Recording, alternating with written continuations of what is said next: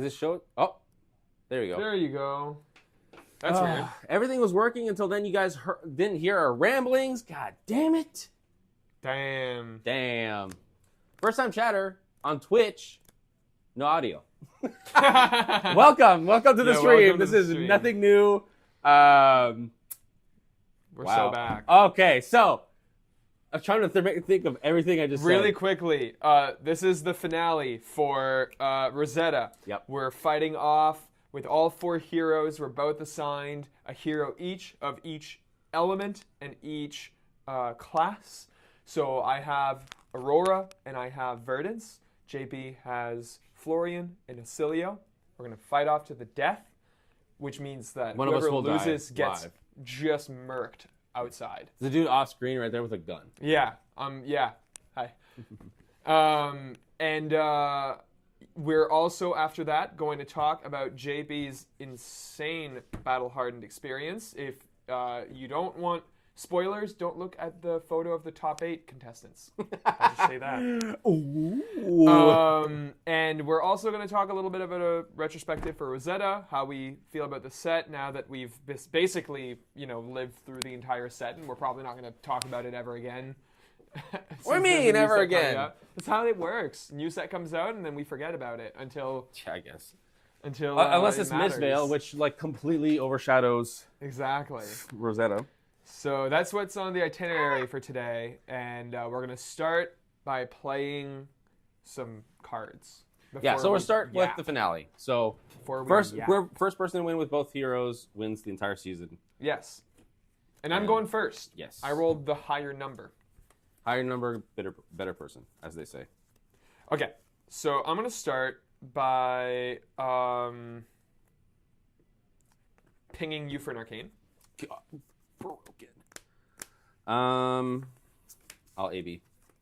Where's your AEB? Vexing? Oh, that's right. Vexing is AB. Vexing is good. busted.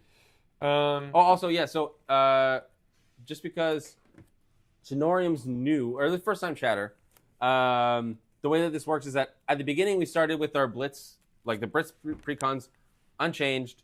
Then every week we added packs depending on who won or lost. And then after week 4, we then added basically like an allowance we could use to buy singles. So since this is the end of the season, we've gathered up all the amount that we've earned in terms of like allowance. I had $35 for each deck to upgrade. Nick had $25 for each deck to upgrade. So these are like the upgraded quote-unquote decks based on that allowance. Exactly. So it's not just the raw Blitz Precons. It's just like there's some upgrades. That's why I have a Vixing here. Yes. And that's why I have Runehold Release.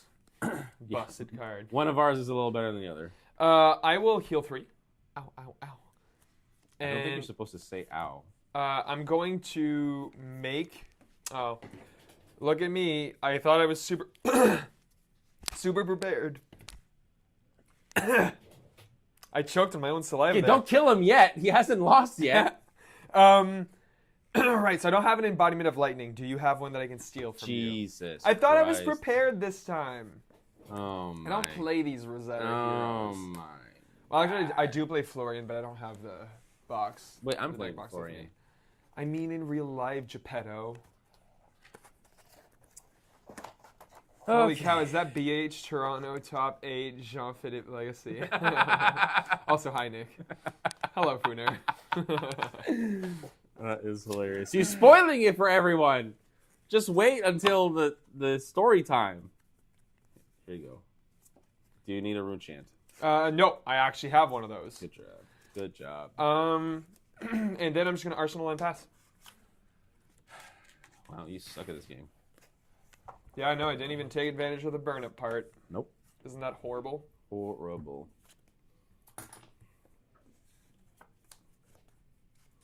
Let's see.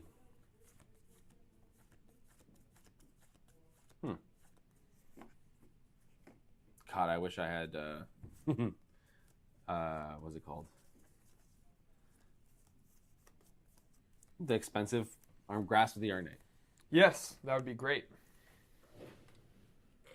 Yeah, Nobody 'cause- knew you'd top 8 the BH, best kept secret in Moncton. Yes, but not everybody who watches from Moncton, Brandon, We have international audience, don't you know?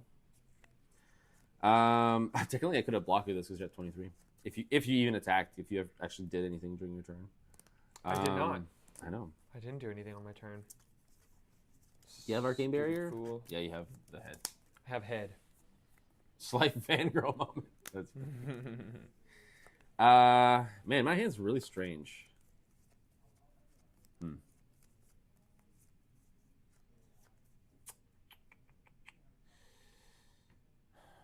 Just kind of want to send 6, honestly.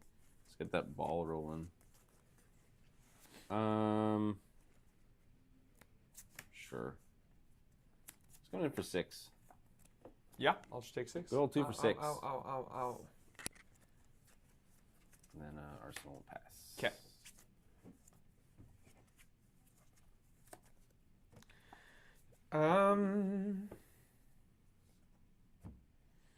Hello from the Bazaar says, shelter from storm going to be 200 to US. No shot. Yeah, that's crazy. Let's start with Arcanic Shockwave fusing. So it'll deal 1 arcane and has go again. From Embodiment of Lightning. I'll AB. And that's coming in for 4 go again. Oui. On hit. Unless it's the go again one. Yeah.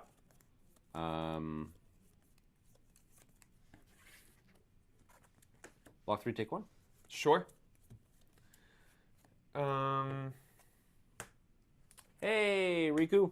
2, there he is. There's our international audience. 2, go again.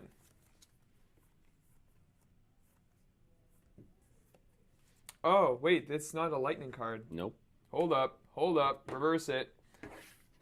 Oh, wow, okay. Can't believe you guys have found an old relic like Rosetta to play. I know.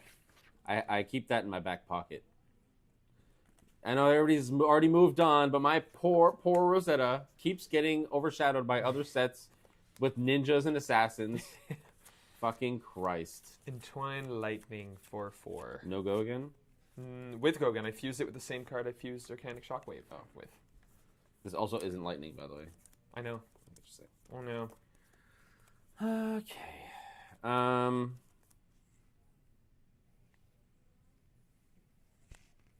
I'll block 3, take 1. Oui.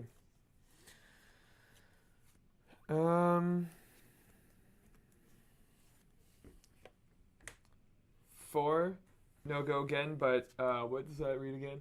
Next time you play an instant card this channel, you may return target. Blah blah blah. It doesn't matter.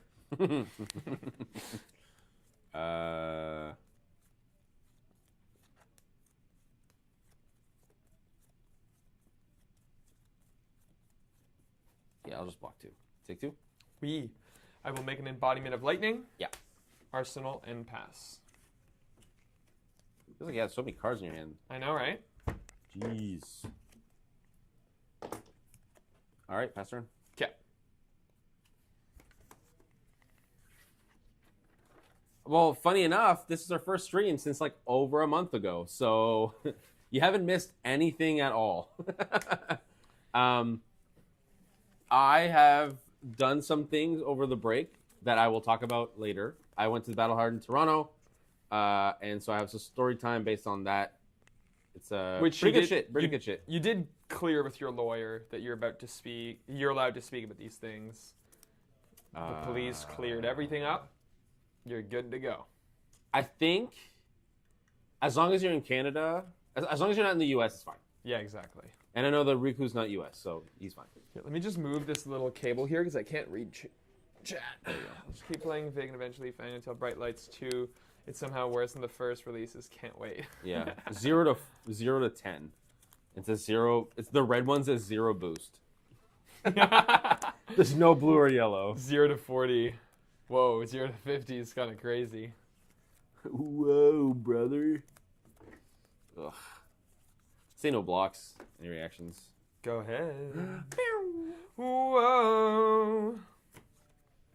That's crazy, brother. I know, right? I found an Ira deck that might play for RTN instead of Syndra. It's right up my alley.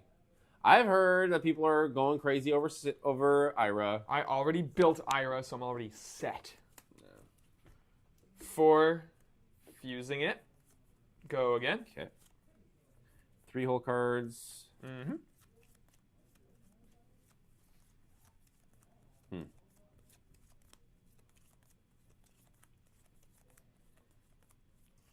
I really wish my cards lined up better, honestly.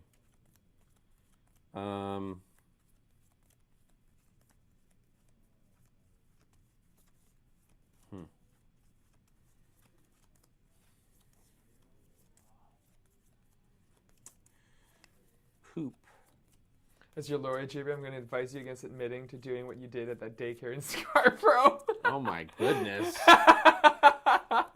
What is happening? Jesus Christ.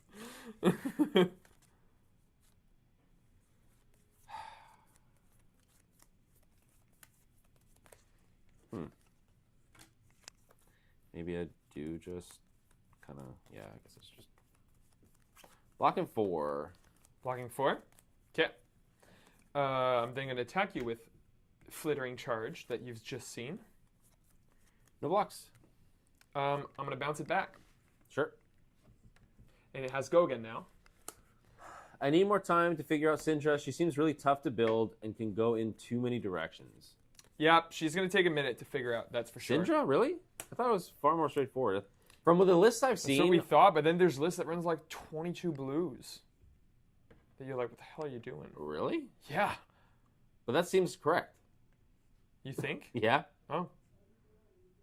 I don't know. I've seen a few lists and they all had a decent amount of blues.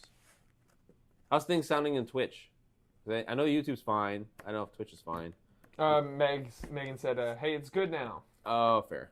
Okay, there you go. Syndra's easy, Brandon. You just don't block, then attack, then recur daggers, then attack again. Exactly. No, I think that's the problem, is that she does block. What? No blocks. Take 2? Yeah. I'm going to make an Embodiment of Lightning, Arsenal, and pass. Okay.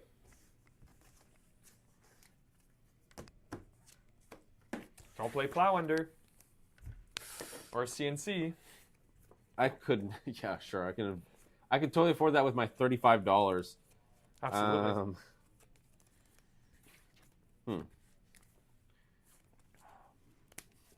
Honest touch, 7. I will take 6. Okay. Ooh, I just realized. In between games, remind me that I need to pick up cards from the front. From the front, not the back. Arcanic Shockwave, using it with a second strike. So that's 4, 1 Arcane, and go again from Embodiment of Lightning. I will take the Arcane. Okay. And for 4, so I will block 3, take 1. Okay.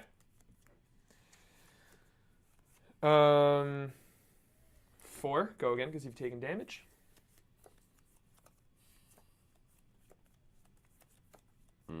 This is the one time I have a good hand, too. No blocks. Sure. Ravenous Rabble, come on, show me a red. Yup. 4, go again. Yeah, I'm just dead. Block 4. 4, no go again at the moment. Block 4. No cards in hand. Nope. Nothing can happen. I'll pop snaps. Yeah. And then 4. Yeah. Whew! That was a good 3 turns. Yeah. Like my turn was gonna be good too if I was gonna go in for this Earth Fuse swing in. Yeah, that's pretty good. I'm curious what my next hand. So this was stuck in my arsenal. I don't know why I arsenaled this. Next hand wouldn't have been as gas. Next hand also would not have been as gas. So Riku said, oh yeah, as an Illusions player, how big of a mistake is the new generic boots for Enigma? I keep forgetting what they do. I just think of them in Guardian. Yes, you play them in Enigma for sure because it's you pitch 1 and it blocks 2 as a defense reaction. So with 1 blue, it defends 6. Yeah, blocks 6. You absolutely mainboard that nuts. in Enigma. It's way better than Meridian Pathway. Oh my god. Way You thought that card was $20 now. Imagine how low Meridian Pathway will get. Exactly. That's what Fang's gonna do. Just no recursion. I ain't throwing nothing. These are the boots the Guardian's been waiting for. Yeah, I mean, they're Guardian boots as well.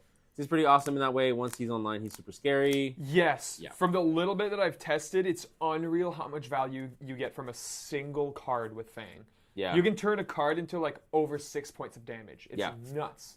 He's so good. Yeah. And then I'm like sitting here going like, there's got to be like a fatigue ice Jarl. There can't be like an earth. I hate the earth Jarl. It's literally just worse Florian anyway. Could I have the Verdance deck, please, Sire? Yes. So I will. This is where I need to pick up cards from the front. Okay. I will entertain the audience. But I will give you the deck so that you can start sleeping. Actually, what I think I might do is hold a moment of silence for Dromai not being the Armory deck. Oh my god. Nobody cares, dude. Well, if nobody cares, then I'm dead. Here's a sleeve for that. And then there's 2 empty sleeves.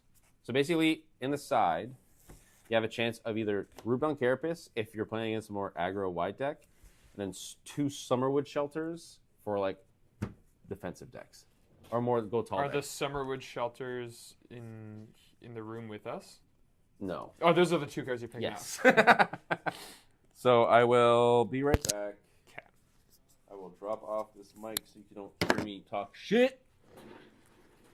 Okay, I'll be back. Yeah, I also misread them the first time. I thought they broke if you broke the chain.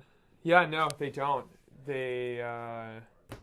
It's actually unbelievable how strong those boots are.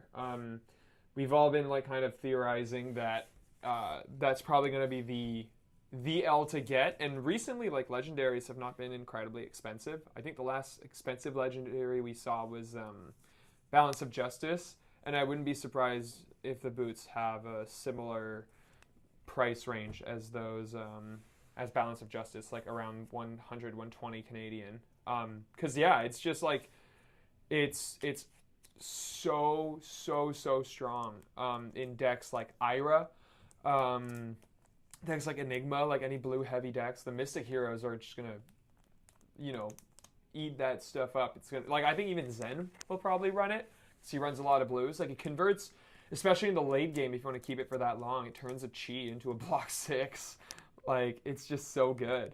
The new Ira list going around with dual needles and all the retrieve is bonkers. Yes. I looked very briefly today to see if there was a list floating around other than just like what We Make Best was saying that like, oh, if you include these cards or whatever, it's going to be busted. I didn't find a concrete list, but I want to because I currently have, like, that's one of the decks that I have on me at all times now. Here I am. Okay, no, I am not proving myself wrong. I do have Ira here. And Prism's going to be my number one choice for RTN. But, like, genuinely speaking, if the new heroes make Prism miserable, I think Ira's going to be my next pick. But I guess that's going to be a super meta pick. And it might actually end up... I might end up shooting myself in the foot. And people are just going to be mega sideboarded to beat Ira. Hoping to pull a Bloodstained Vest. I'm putting all the good vibes over your way. You are going to pull one. You need to manifest. Manifest the pulls. When I started playing the game, that's what I did. I wanted a Flame Scale Furnace, so I bought an Uprising box, and I got 2 Flame Scale Furnaces in that one box. And then wanted a Crown of Providence. I got an Uprising box for Christmas, and I opened a Crown of Providence. And then my luck stopped there. No, I opened a Tunic and a CNC like 2 weeks after, so never mind. But yeah, it's dropped off since then. I sent you the Ira list, Nick. It's got recursion, but also runs dual threat. It's so sick. You just play 3 Gravekeeping. Yes, Gravekeeping is going to be a really good card. I know LSS were trying super hard to convince us that it was good against CYB, even though it wasn't. But I think that in this case, it might actually be really good. So let me just see here. I'm going to look at my Discord. This is the list. I'm going to see if there's anything missing other than, like, what's from the new set. That's new set. Oh, wow. It's so aggro. This is crazy. Holy shit. There's a lot of reds in here. Yeah, I have... Well, Mystic, or not Mystic, the Hunted cards aside, which this deck runs a lot of them. I have everything I need. I just need to get lucky with I think the expensive quote unquote cards would be Bittering Thorns. So to those who don't see the list, it's running triple Bittering Thorns, Command and Conquers, Cut Through from the new set, Double Strike, Enlightened Strike, 100 Wins, Pain in the Backside, which is from the new set, Pick Up the Point, Scar for Scar, Snatch, Red Stolby Strike, which I really like, Up Stick and Run, Dual Threat, which is going to be crazy, Concealed... Oh, I'm missing Concealed Blades. Son of a bitch. I have one. To sell? Yep. Dibs. That's the attack reaction that's blue, right? Yes. Yep, I got one. Okay, so I'll need one more. I already own one $200. for sure. You can die. Nah. Knives Out, I just got my third copy. 1-2 Punch, obviously that's just a common. Recoil I own. Stab Wound, I'm also... What are you looking at? The IRA list that's going around, the super aggro. I think I'm missing one Stab Wound and without... with your Concealed Blade, one Concealed Blade, and then I'll have everything. What's Stab Wound? Stab Wound is an attack for 2. When this hits a hero, they lose X, where X is the number of times a dagger has hit this combat check. I already sold mine. Yeah, I'm just missing one. I don't think it's incredibly hard to find. It might be. It's Outsiders. Okay, so I missed some chats because I was looking. You play 3 Gravekeeping. Also, I'm curious now that CNC's at Alpha if it will become a one-off. Gravekeeping's coming back. Not for CYB to banish Ira's dagger would be hilarious. Ira daggers and Cinder daggers. Gravekeeping is showing up. Use Gravekeeping to get rid of Riley's Red in the Ledger yesterday. Oh, that's pretty good. Yeah. That's rough, man. I feel for you. Screw that card. So there's no Summerwood behind the counter, so just use these instead. Okay. Oh. What just happened? You know what's great? Yeah, Knives Out and Stab Wound skyrocketed. So everything skyrocketed after I sold my cards. That's so unfortunate. So to the person that I sold my flick knives to for $20, you're welcome. Oh yeah, that hurt. Buying a flick knives for $105 with tax and everything. Nice. That was brutal.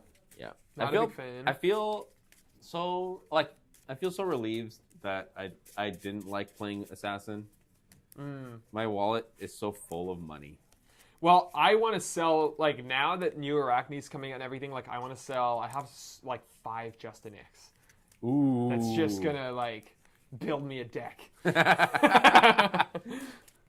funny. I bought, today I also felt pretty good. I bought every Majestic generic that I was missing. Nice. Ever. Nice. The only ones that I'm missing are, like, 2 pre-meds because they're, like, $30 each. So, there you go. I So it just has like the weird, like the bingo, like the knick-knack, bric-a-brac, like all these weird ones. And then like, you never know. Exactly. I mean, those were super cheap, so I just picked them up anyway. But like, what made me like do it was like Rowdy Locals is creeping up to like $10 now. Oh wow, okay. Yeah, that's I was shocking. like, I saw that, I was like, okay. So there's a few cards from Heavy Hitters that are just like blue block 3s that have like attack effects, and I'm like, I'm just gonna get these because you never know. Got a Cold Falls Flick Knives as a Christmas gift when Outsiders came out. Been holding on to it. Ooh, Good keep. That's Yes. good. That's great. Oh, so I went for $30. Eee. That sucks. That's a feel bad. I traded an RF Flamescale Furnace for a Weakest Link, which now seems like it's an okay It's a 1-for-1 trade. Yeah. Honestly. I mean, I sold my flick knives to a newer player, I think. I think it was Other Nick. Knowing that it's going to go up in price because Right. I was like, you know what? I'm not here to make money. I'd much rather have a new player get the cards that you need and be okay with it. I also, and this is gonna, I know he doesn't watch the show, but Cody, if you're watching, I forgot to message you about the Summon him. Warmongers. Again, for the funds for the new decks, I need to sell that Warmongers. So you're selling it? Oh, I see. I pulled an RF, so. Wow. So you're selling the RF or? No, I'm selling the non-foil. Yeah. I'm gonna keep the RF. Makes sense. I think it's genuinely gonna be harder to get rid of the RF, and it's not worth the like $20 that I'm making for selling an RF. I get that. I lost, so I get to go choose. Oh wait, I need to change because I need AB. I need AB. So AB 1. And then I have a chest somewhere. Where did that go? Is it in here? Bum, bum, bum, bum. So many decks. What the fuck? Oh, is it in yours? Can I see your? Do you have a extra AB in there? What are you looking for? Chest. Thank you. Did you cut? Nah. Actually, yes, I did, but it's fine. There. I'm so glad I got my playset of Weakest Links and Warmongers for foil cheap. Seeing the prices. Yeah. That's a good get. I'll go first. Okay. I think. You think? Sure. Why not? Oh, sure. This works. Bramble Spark, Autumn's Touch Fuse, Autumn's Touch. So you have 1 Arcane and 10. Arcane. 1, 2, 3, 4, 5, 6, 7, 8. Take 2. Take 2. Arsenal Pass. Gotta leak that damage. Gotta leak it. Although filling up your graveyard with Earths did not feel very smart. Got my Weakest Links for 17. Wow, that's pretty good. I think with $20 is where I got mine, I think. So I'm feeling pretty good about that purchase as well. But I have learned my lesson after every goddamn set where every generic goes up in price. I just bite the bullet and buy every generic M and then go from there. I need a race face, and those are the last big foil generic M's. I have 1 foil. If you want to do like a non-foiled for foil trade, and then you pay the difference, like I'll do that. I'll do that for you, Brady. Brada. Have AB1. I have AB3. AB3. Oh yeah. Oh yeah.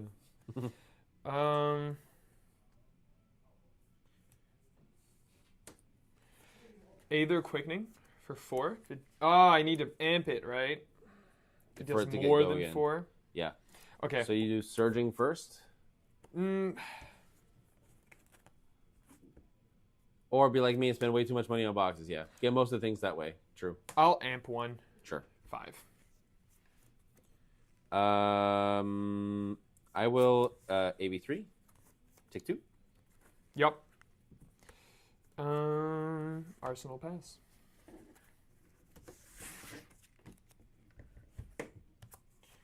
I will discard this to gain 2.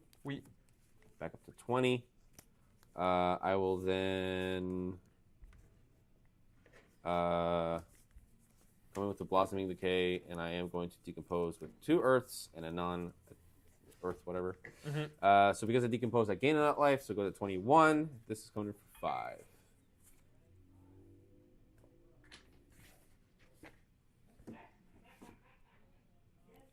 No blocks, any reacts. Go for it. Rebound Carapace. Earth action. Yeah. Take 1. I'll take 1. Who's the gain life hero now?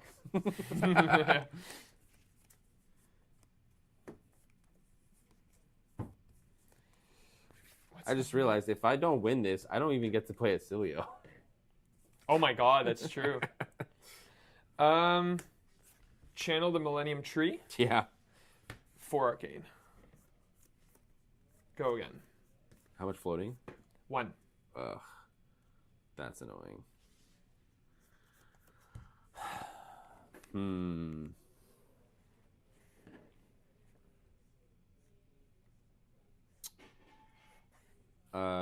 AB3, take 1. Okay. Pass turn. Dang it. Well, I'll play Arcane Seed's Life. Yeah. So I'll gain 1, make 2 room chance. 2. What do we got? 2.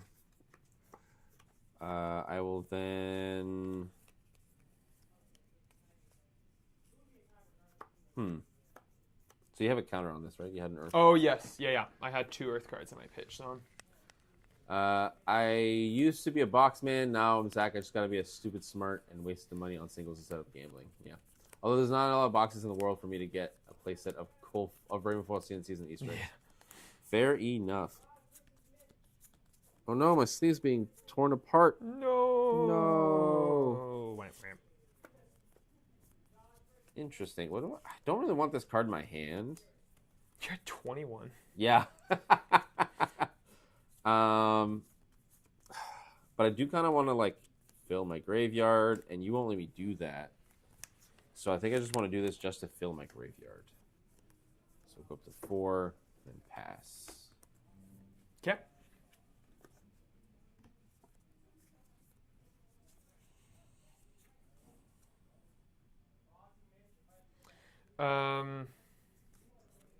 Glad we got our real foil print of CNC again, so I don't have it by the old real foil CNCs. Yeah, I wish the reprint was better, obviously, but it is what it is.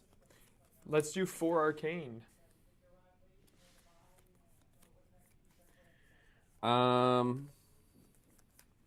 AB 2. Okay. Take 2.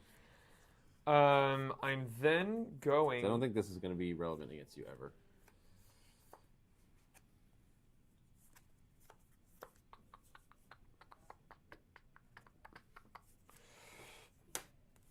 Gain 1, and then yeah, and then deal 4 arcane. Take, I mean 6. Oh Jesus Christ! Yeah, this is why this is good. Yeah. Take 6. Okay. Fruits of the Forest. Yum yum. Nice. And I have 2 Earth cards. Oh my god. You like the art? To be fair, I like the OG art a lot. The Emperor like just going like. You're like, that's pretty cool. The art for the new one, though, it seems like it's taken straight out of a Malazan book, and I love it. Fucking nerd. I Already love point it. and laugh. Point and laugh at the nerd. No. Excuse me, I just burped. Bramble Spark. I will Earth Fuse with this Earth Blue in my hand. I'll then use this Earth Blue to attack with Cadaver Stealing, and I have 2 Earths and a attack. My hero ability is finally turned on. Yeah. Huzzah. So I got 4 Rune Chants, and then you got 1 Arcane, and then plus 6, 7, 8, 9, 10, 11. That's a lot. Look at that. Boom. What's the guy from Costco? Boom! Boom! Boom! Boom! I also Um, like the sign cards, and the new one is easier to get signed since it's Federico. Fair enough. That's fair. Is this Federico? Federico Musetti. No. I don't know why I look, because it's the only signed card I have right now. So that's why I look. So you got 5 arcane total right now coming at you, buddy. Yeah. I'm just gonna heal 2 and take 3. Okay.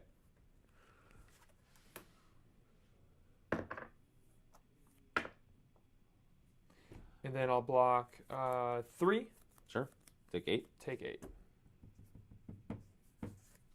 Look at that. It's not bad. How the mighty have fallen. How the mighty have fallen, indeed. You having that tree around for 3 turns is pretty scary, though.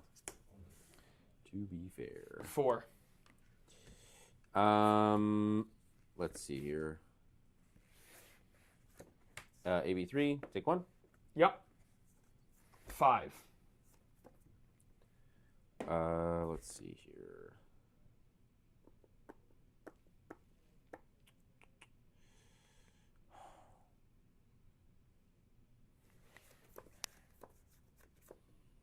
AB3, take 2.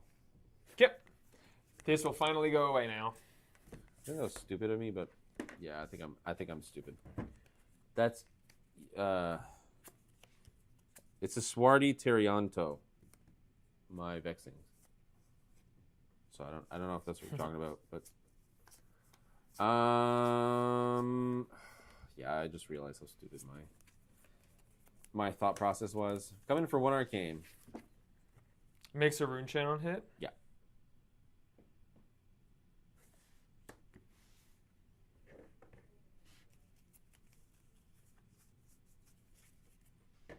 I'll take 1. Ah, ha, ha, got him.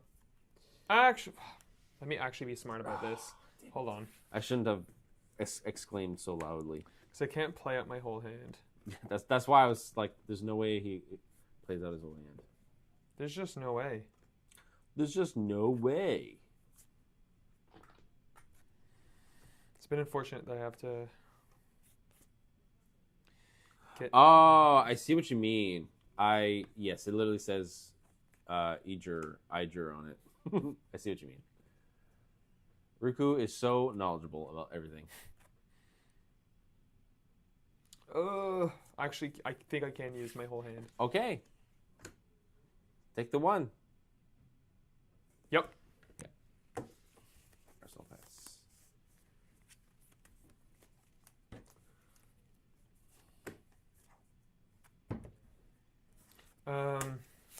Tree. How? Gosh, 4. Darn it. Go again. One floating.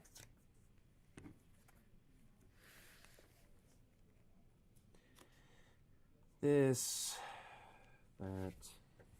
I'll crack this to prevent 2, and then I will AB 2. Okay. And then I'm going to pitch this. I'll have 1 floating to attack with Summer's Fall. I'm going to decompose. The fuck! God damn it! And I'll put one of those at the bottom of your deck. Sure. And Verdance is now active.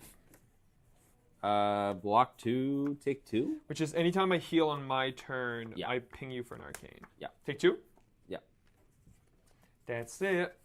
I have 1 earth. Well, I have 2 earth, but 1 earth. I'll put it at the bottom here, and then the other 2. The flow counter. I will play a Deadwood Dirge, which makes 4 rune chance. Yeah. Oh my god. Busted. Oh my god. Blossoming Decay. Let's see if I can decompose. Earth, action. Look at that. So I will gain a life. But technically, this happens before decompose part, technically. So you got the 4 arcane, and then the 5 physical. I'll prevent 2 of it. But that's not banished. So 1, 2. And then 5 physical. Then I gain a life.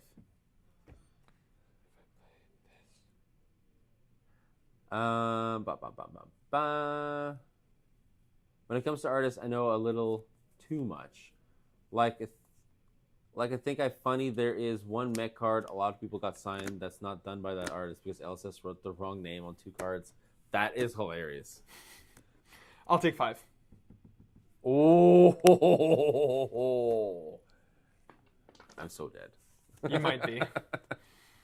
You might be. Unless I have 4 blues. I'm going to crack deep blue. Uh-huh. I'm going to put this at the bottom, and I'll have 3 resources. Uh-huh.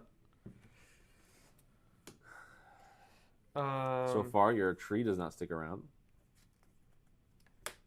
Surgeon Aethertide for 4. AB3, take 1. Yeah. I'll use... So I have 1 resource floating. Yep. And I'll use one of those to play Heartbeat of Candlehold. Okay. So that'll be for 2, 1, 1. And I'll heal 3. This does not do that. It doesn't amp it. No, because it's not amp, it deals damage. So this does not count. Oh, This is not dealing the damage. This is. I see. So you still... It's still 1/1/1. Okay.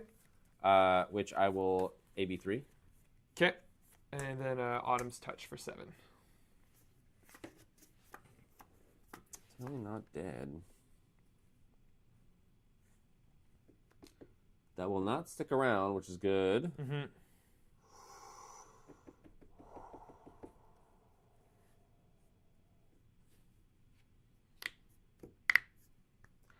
Do I... Oh. Okay.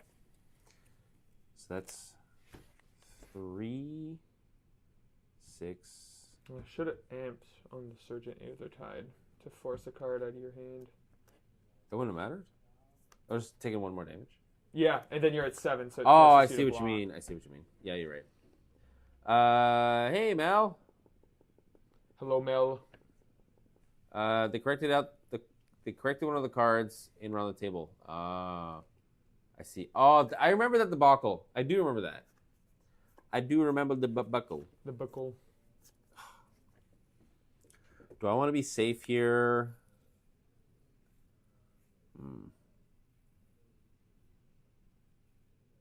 That's a 14 damage turn. Not bad. Yeah.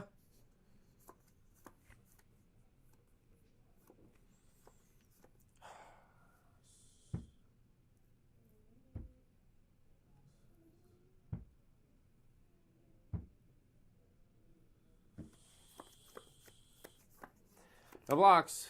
Okay, go to 1. I don't know if it's right, but let's see. Crack Vexing Yeah. makes 3 rune chance. Oh, this is gone. Boom. 3 rune chance. Summers, fall. 6 and 3. Not decomposing. Not decomposing.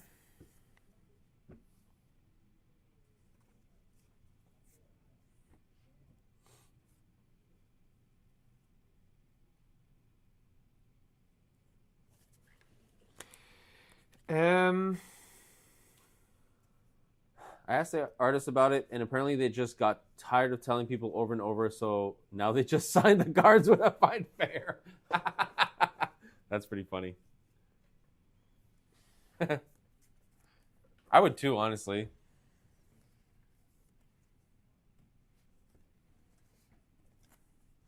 So it's a total of 9. 9 damage. I need to somehow prevent at least 8 to stay alive. This is the most unfortunate No, hand of all I think time. you need to block 6. 6, yeah, 6. But sometimes you just have 2 blocks, and sometimes you just don't have blues. Sometimes it just happens. So much hype for pre-release in this house. Yeah, I bet you both like Draconic heroes, right? So this next set looks like right up your alley. Are you? Who's more excited for who, Mel? Are you excited for Ninja or Warrior?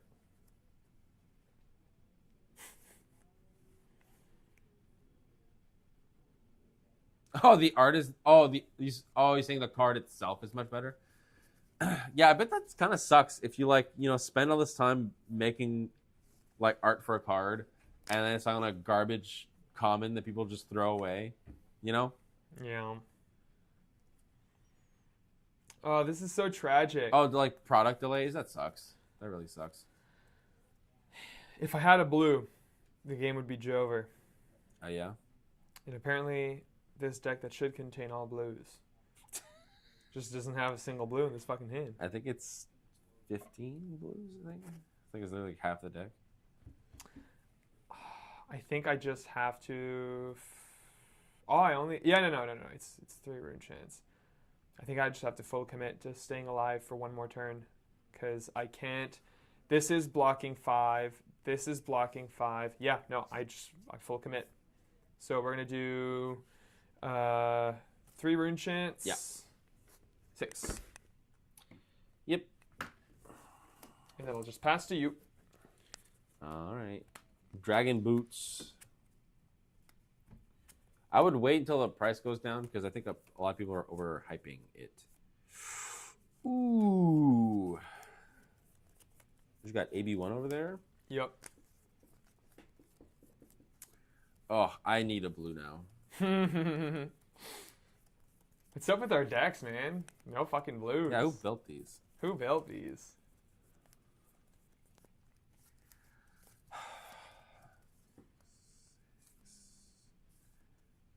Man, that's poopy.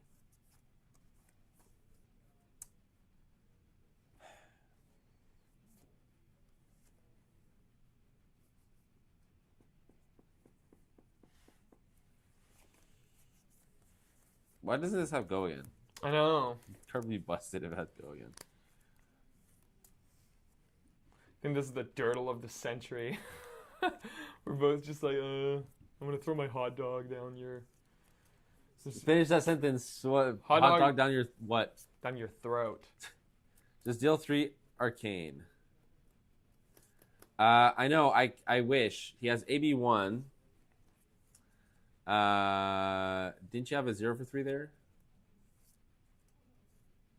What? I don't know who you're talking to. If I had a 0 for 3?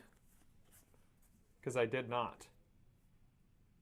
Is this your set to take off, JP, recover from all that Rosetta spending? Yes.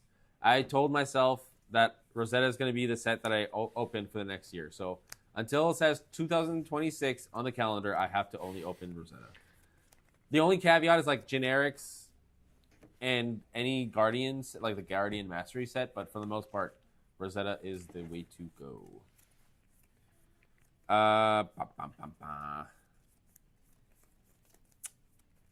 Yeah, if you just deal 3 Arcane, I'm just dead.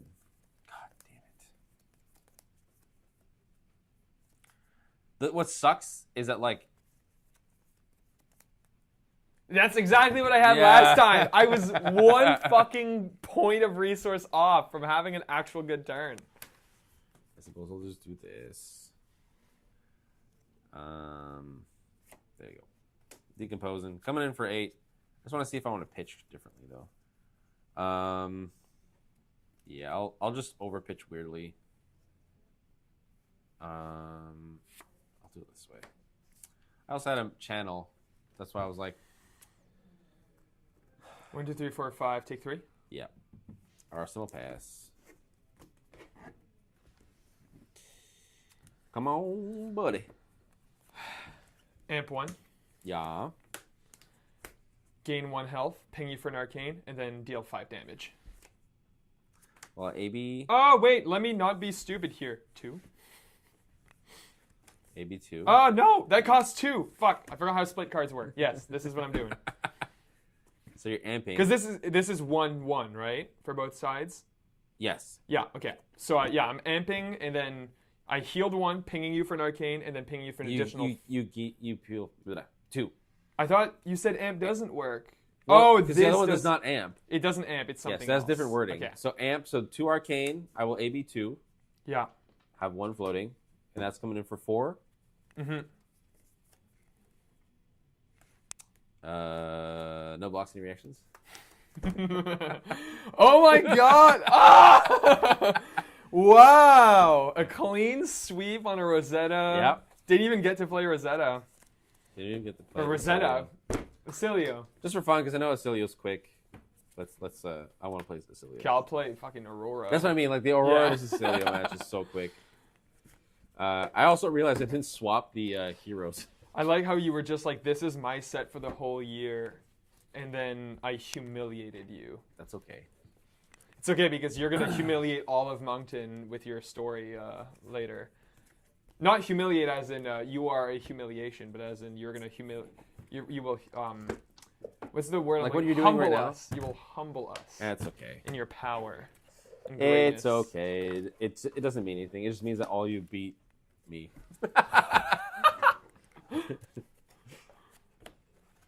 It's just Nick's play. I swear to God, if Brody's like, if you took that top 8 and bring it to Nick's, they would all lose all night. They'd all be like, "What is happening?" Brody Where am Spurlock I?" just walks into my living room and then just loses to every single person. He's like, "What the fuck? How am I losing to happening?" Betsy? What is happening? Yeah. You're playing Acilio, so that means that I will play Null Rune Hat.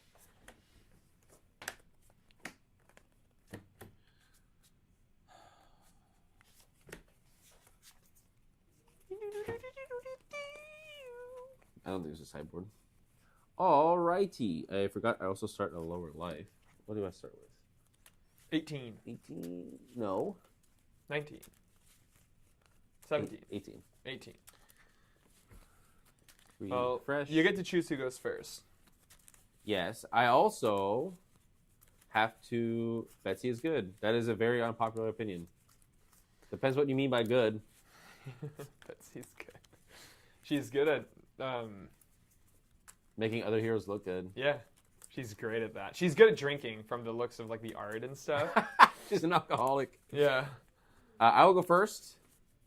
Like a freaking losing. What's this? Oh. Ocilio.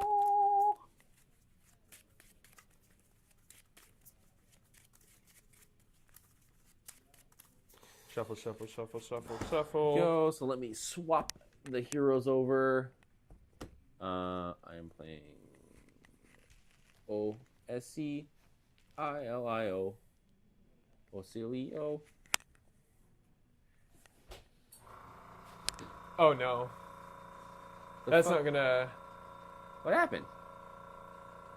What'd you do? Nothing. What's vibrating?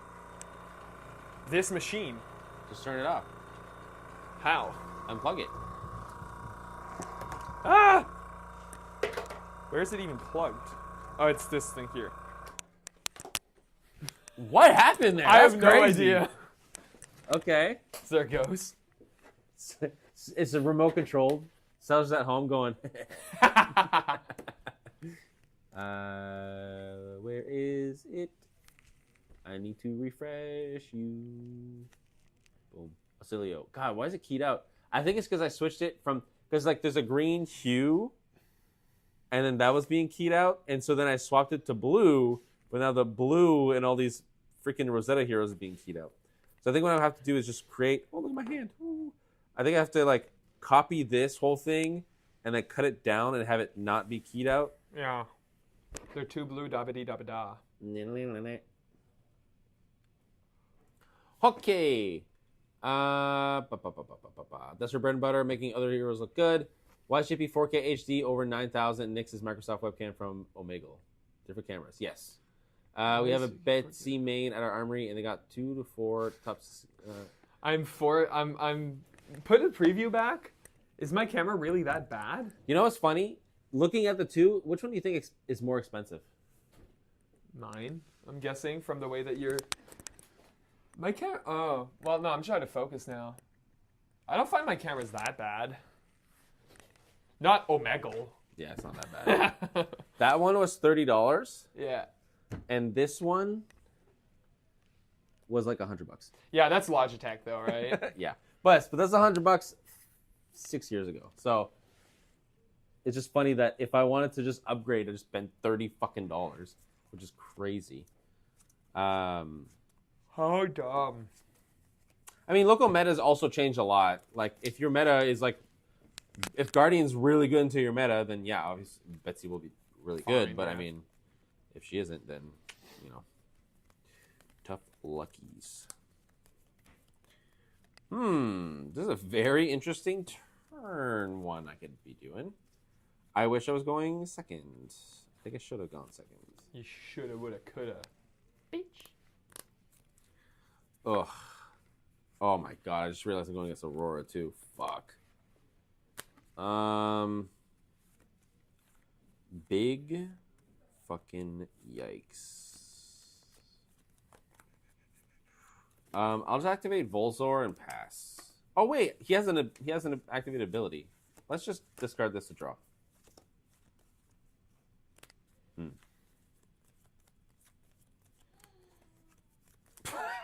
Did you hear that? Yeah.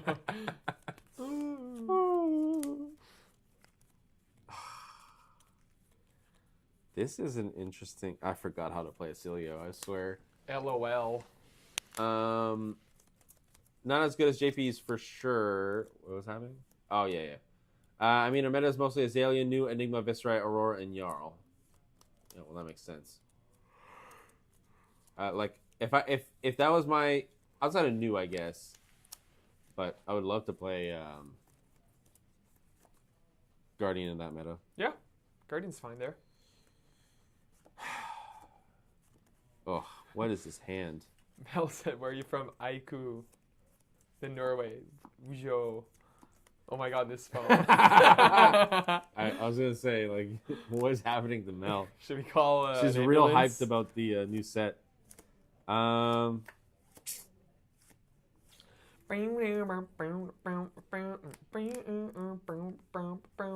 sorry, Arsenal pass. Okay. You're typing with one hand while holding a hot chocolate and the other. Don't blame the phone. Fair. Ah, fell the wrong way. Flittering charge.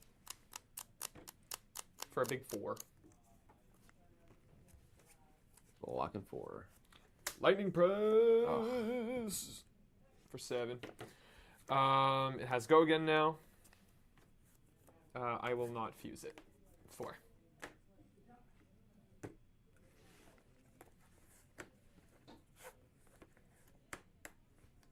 Okay. Arsenal pass. Must have a really good hint. No. Maybe he just doesn't block. 3 go again. 3 go again. Mm-hmm.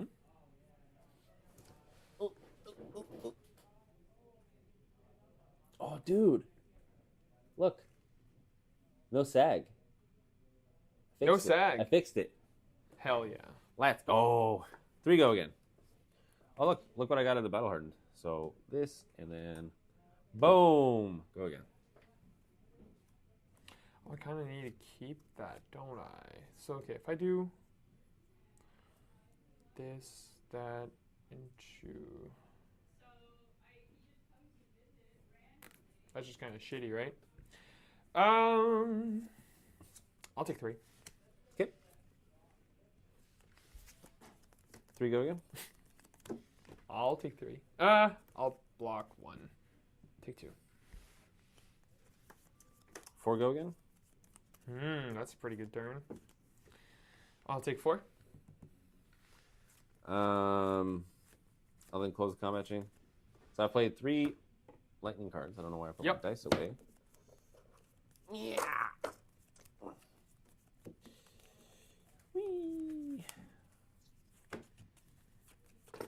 I will crack this blossom to gain a resource, activate Volzar, then I'll come in for 4 arcane. 1, 2, 3, 4. I do not have sigils, unfortunately. But Sad. that is like the only turn I'm going to have this game. No, this is not a good. Like, I need to keep the hand to make it function. I'll ping you for an arcane here and burn up. I have no AB, so. I will then do 2. Go again on hit 4. Arcane. I'm going to activate a Cilio. Mm-hmm. Discard this somersault. Jesus Christ.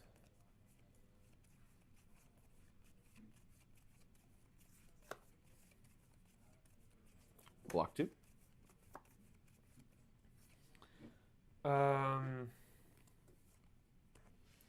Arcanic Shockwave fusing. So 1 arcane.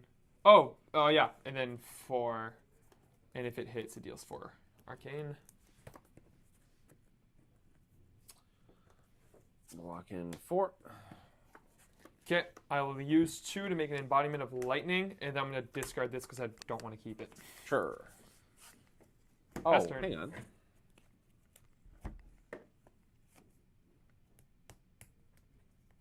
Sure, that's fine. I don't think I'm going to use the ability, so. So my turn, I'm going to play a sigil, Arsenal pass. I have no reactions to that. Okay. Oh, brother, these hands are not good. You might actually win this.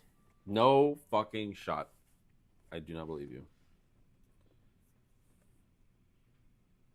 1 arcane. And then the thing. And then the what? And then the thing. 3 Whoa. on hit 4. I'm going to activate a Cilio, discarding Electrostatic Discharge. It's going for 3. Let's go again.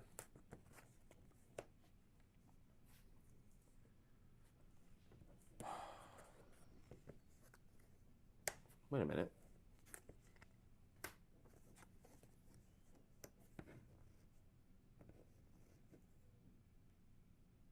Oh, I'm going to do something. With Okay. this?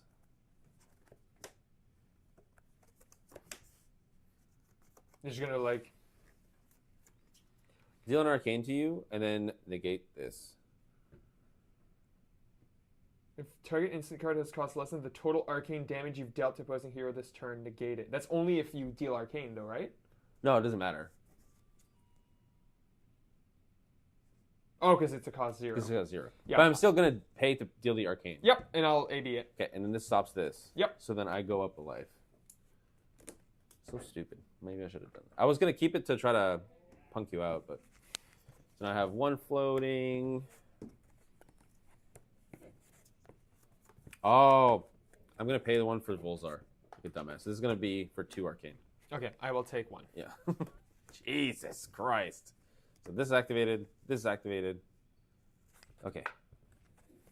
It's coming for 3 with no on hits this time, which is nice. I go again. I don't give a shit about your stupid go again.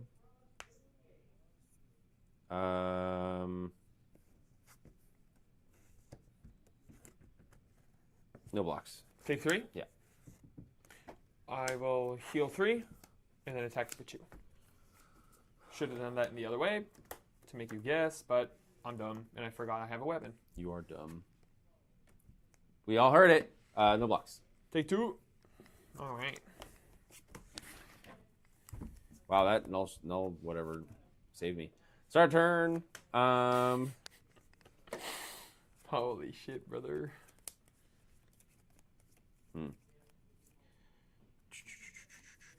1, 2, 3. You're at 9? I'm at 9. Yeah, I might as well crack this. So whenever something leaves, it amps 1. You were able to give yourself a legendary with your budget because it's that cheap? Yeah, it's like $10. Oh my god. Also, keep in mind, the deck is mostly, outside of like this, it's like mostly commons. Yeah. So like, okay, so then when this leaves, amp 1. So I'll keep track of it with this. Draw a card. Very interesting. I'm going to play a Lightning Surge. No blocks. So that's going to be 2. Any reacts? Yeah, I'll give it go again. Okay. Any reactions now? Nope. Somersault. Yeah, I'm just dead. So take 4. I am just dead. I'm then going to high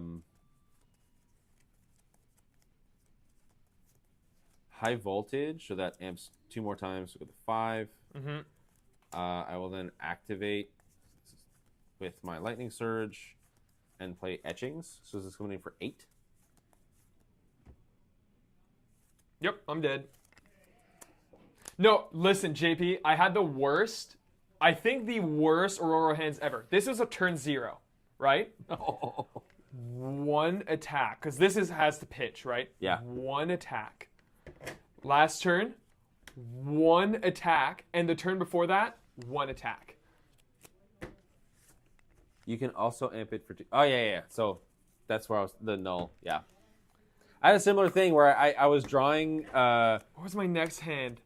Stop! Stop! This is playable at least. There's 2 hands where I drew this with no attacks. Oh my I was like, God damn. And so I discarded it, and then that's where I drew the lightning surge. Yeah, so like, finally.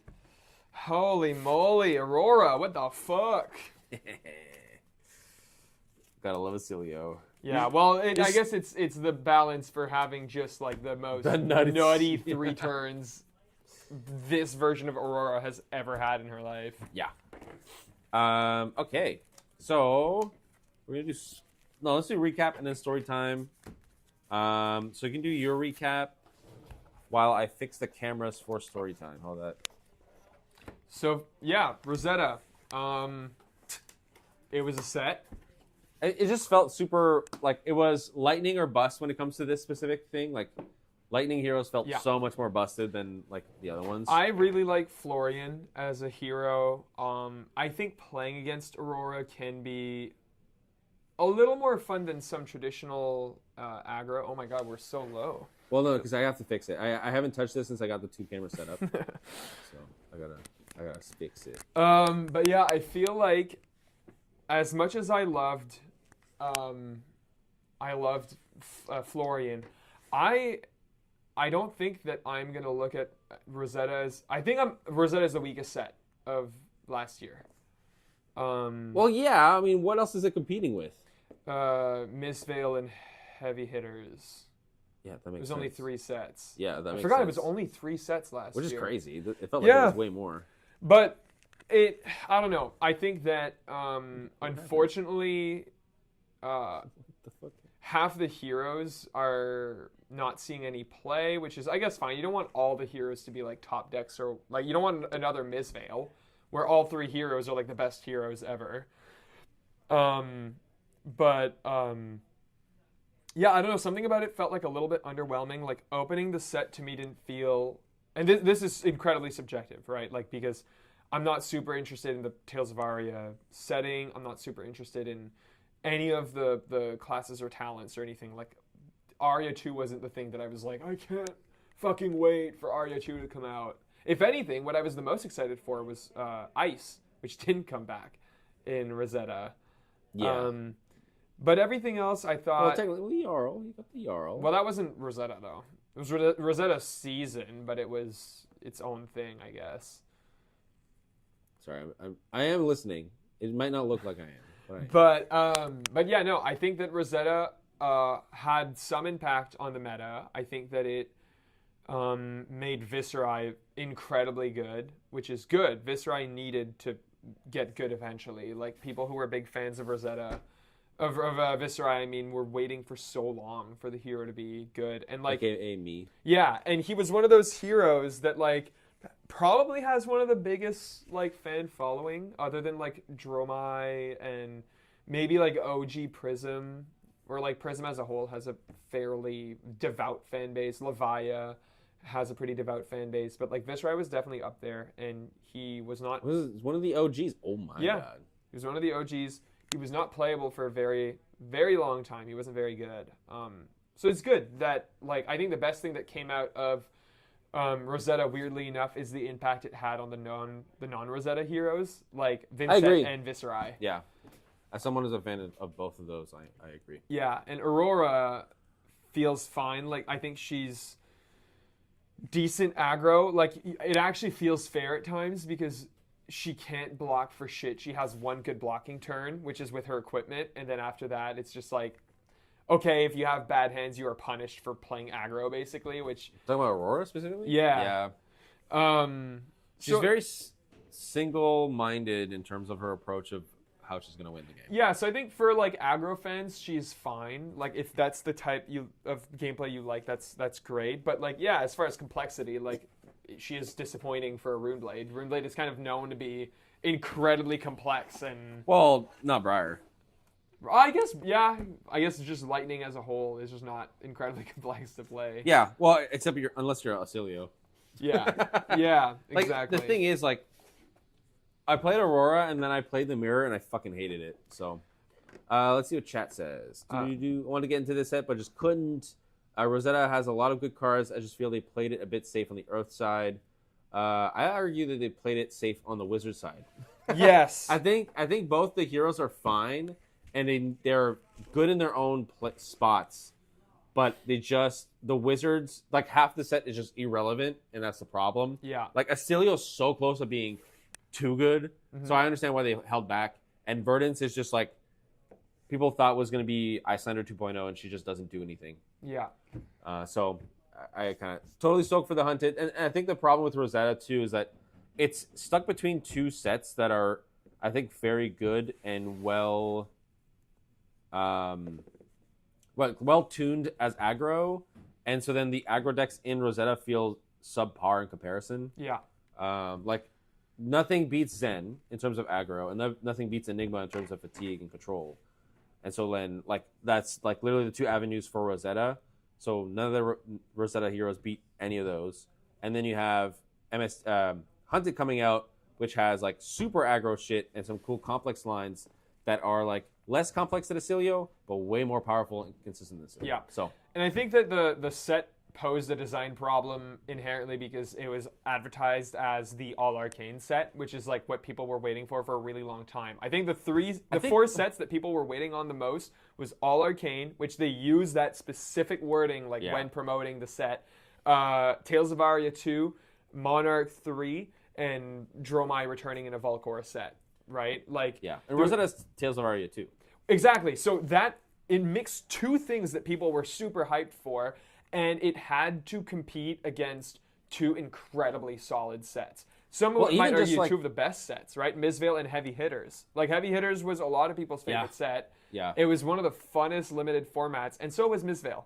It's just like very math heavy.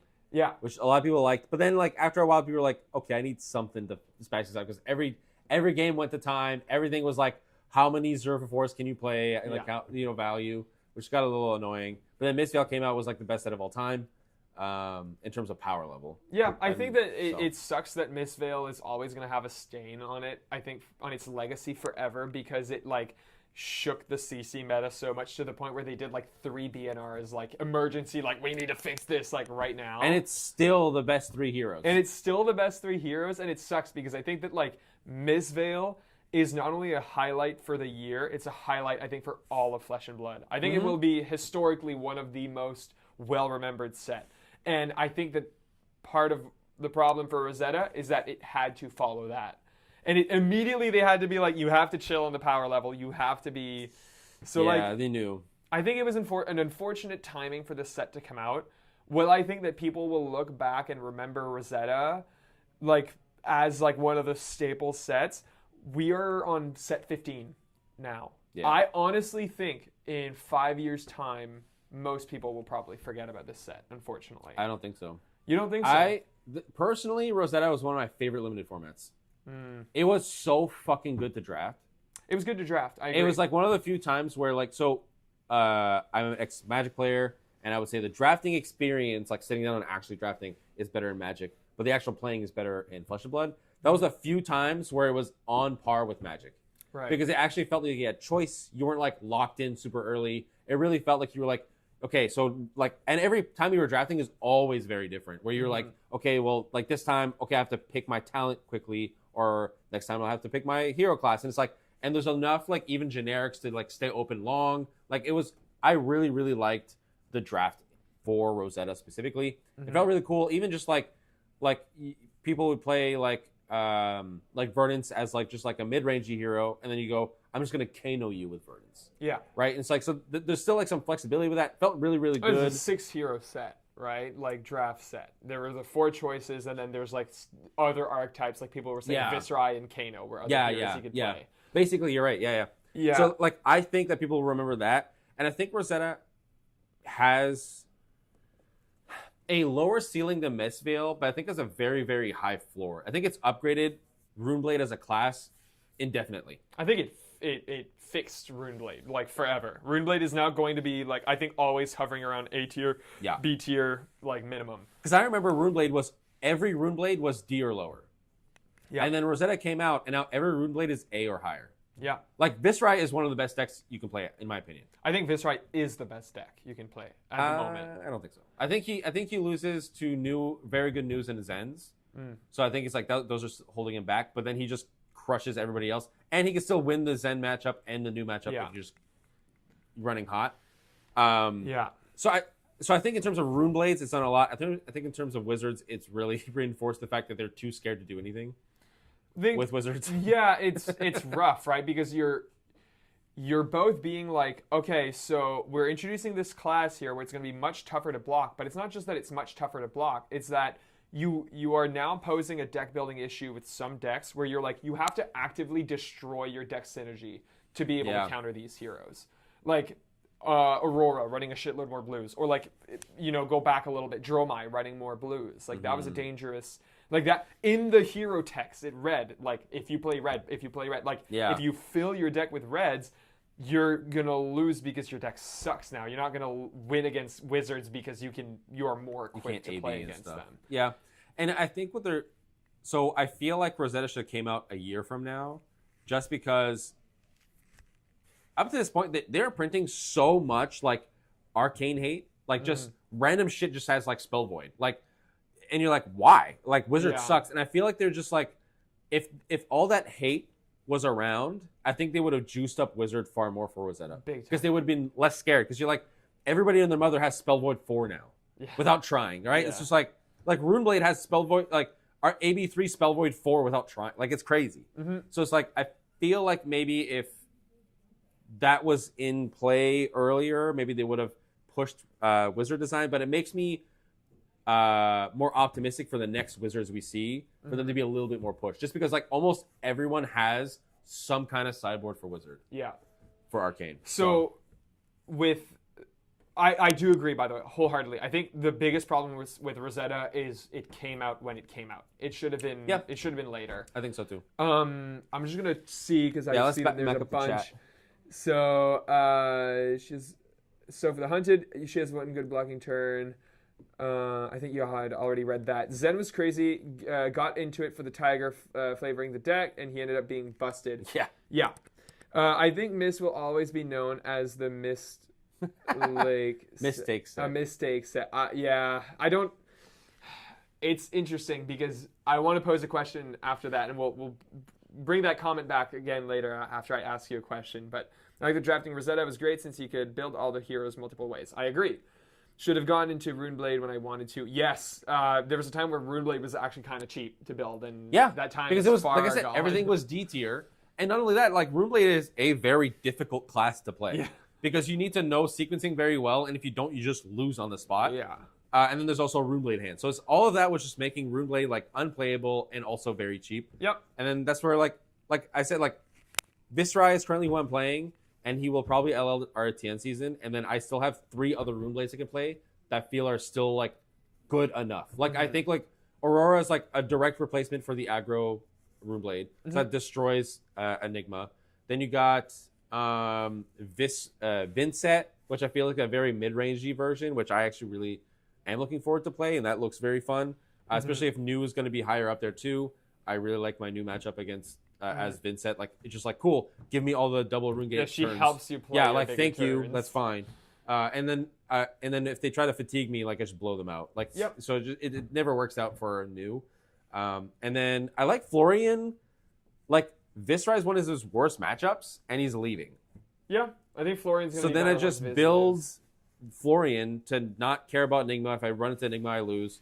I let everybody else kill Enigma, and then I kill everything else. Yeah. Basically. Yeah, true. That Ranger Quiver with arcane damage prevention even is just so good. Yeah, exactly. That shit was so unnecessary. And that's where I'm like, it just feels like they're kicking Wizard down like so hard that I'm like, okay, they're clearly like currently building a new set in like a year and a half from now that has Wizards. Yeah. Or some arcane effect, and they're like, you got to add some shit into the expansion slots. They're going to hate us if we don't have this already out. So okay, with that being said... A mistake, yes, mistake. Let's go back to the 3 sets that came out in 2025, and I want us both to give... 2025? You know already... 2024. I want us both to see each of the 3 sets. What would you rank it as a, like, self-included experience, and then as it impacted the meta in the year? So with heavy hitters, how was it like limited, draft, all that good stuff, and then how was it as a whole, and same thing for Mistveil and Rosetta.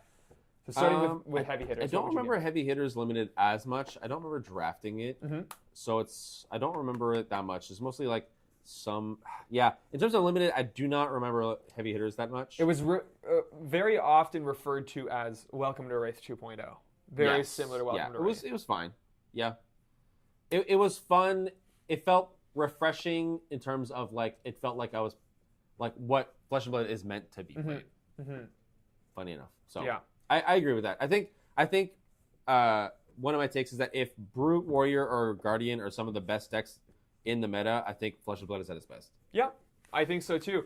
Which is, going to affect my score for the overall. But out of 10, what would you give heavy hitters? You say you don't remember the CC meta as much, but like, what about? I mean, I was playing Fatigue Bravo, so I was having the time of my life. Yeah.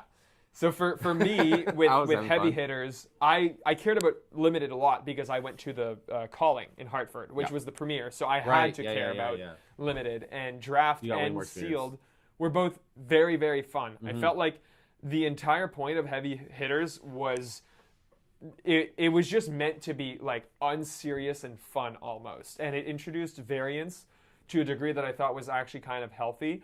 Yep. Like I remember thinking like, do I think this variance is good or bad? I'm not a fan of variance at all. I think that's something that Flesh and Blood is really strong for, is that it doesn't have that much variance for a card game. Yeah. But there's something about being in the Hartford Hall or whatever, the area where It's everyone's first calling too, right? and you hear everyone all over the place just like, oh, like freaking out because they want to clash or yeah. whatever, or want to wager from a react. Like, I think that the limited experience was super fun. So for limited, if I had to give it like out of 10, I'd give it like probably an 8. I thought it was a blast. Yeah, okay. You're right. I really like the clash and wager mechanics. Yeah. They're very, very fun. It was very fun. Yeah.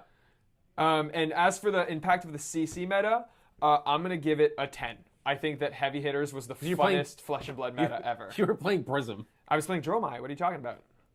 No, weren't you playing Prism?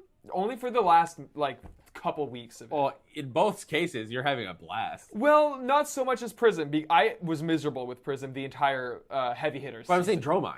With Dromai, I had a blast, but the best decks were like Warrior.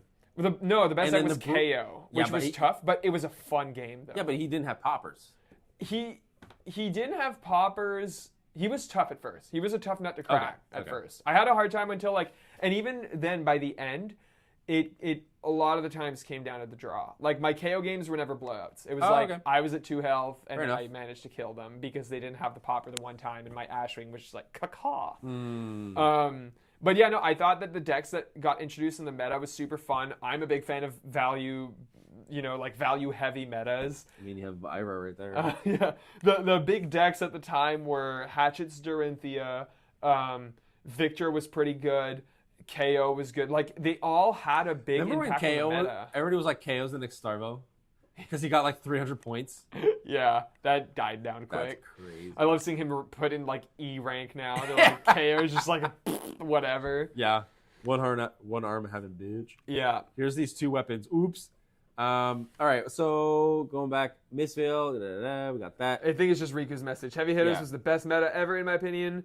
I agree wholeheartedly. Miss was meh, just felt like a lot of weird hands. Rosetta was good, just loads of cards that worked in more than one way.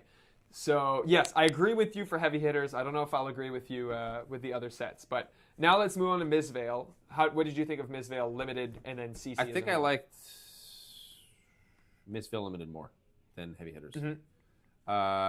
Especially drafting. Like drafting, there was like 4 cool decks you can play, and you can stay open pretty late depending on your pod, which felt really cool. Mm-hmm. Like there's like the secret 4th hero where it's like all the Mystic cards.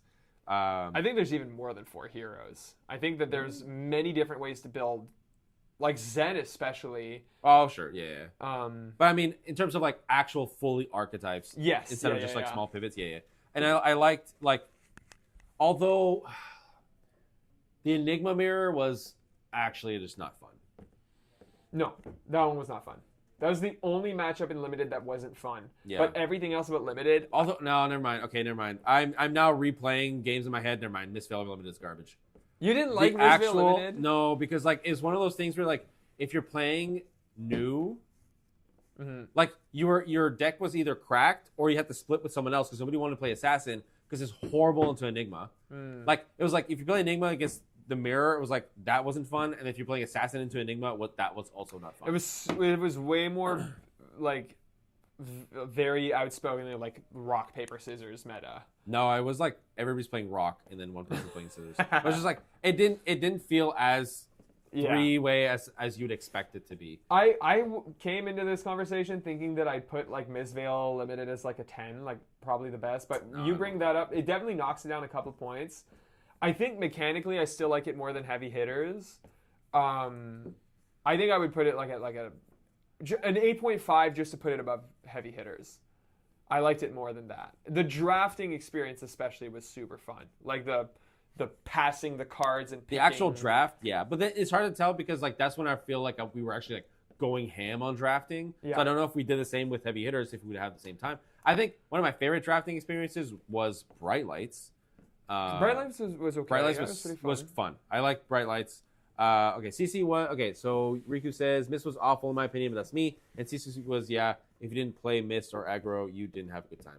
Yeah, that's what this sucks. Yeah, I think that the meta for Missvale is not only the worst of the year, it was the worst of all time since I started playing Flesh and Blood. Since you started playing, sure. Yeah, I've heard that there were much worse ones. Before. Oh, I'm sure. It's just like it got to a point where like I was just like, especially when Zen was at like his height. Dude.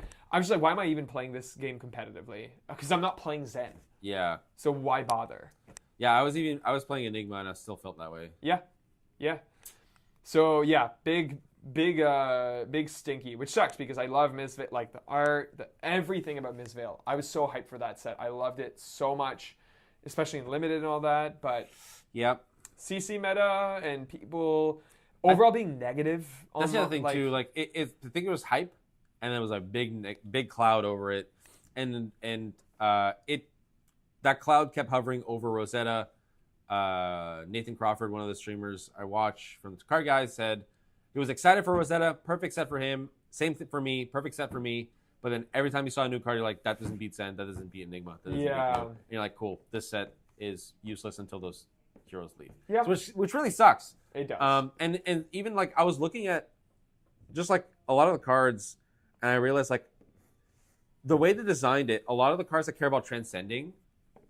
Like for example, what's that thing that pumps the tigers? Like the red one gives +3, and if you transcend it gives +5. Oh, wind chakra. Yeah. So the blue one gives like +1, and if you transcend it gives +3. Mm-hmm. What it should have been is all 3 colors gives +0, and then if you transcend it, then it gives +3, +2, +1. Yeah. Then that makes it fair because like the problem is all these blues are reds. Mm-hmm. So now you have a deck full of like what's supposed to be 30 or 40 blues, which is supposed to be a super low power level, but they're all red. Yeah, exactly. So it's like way too strong.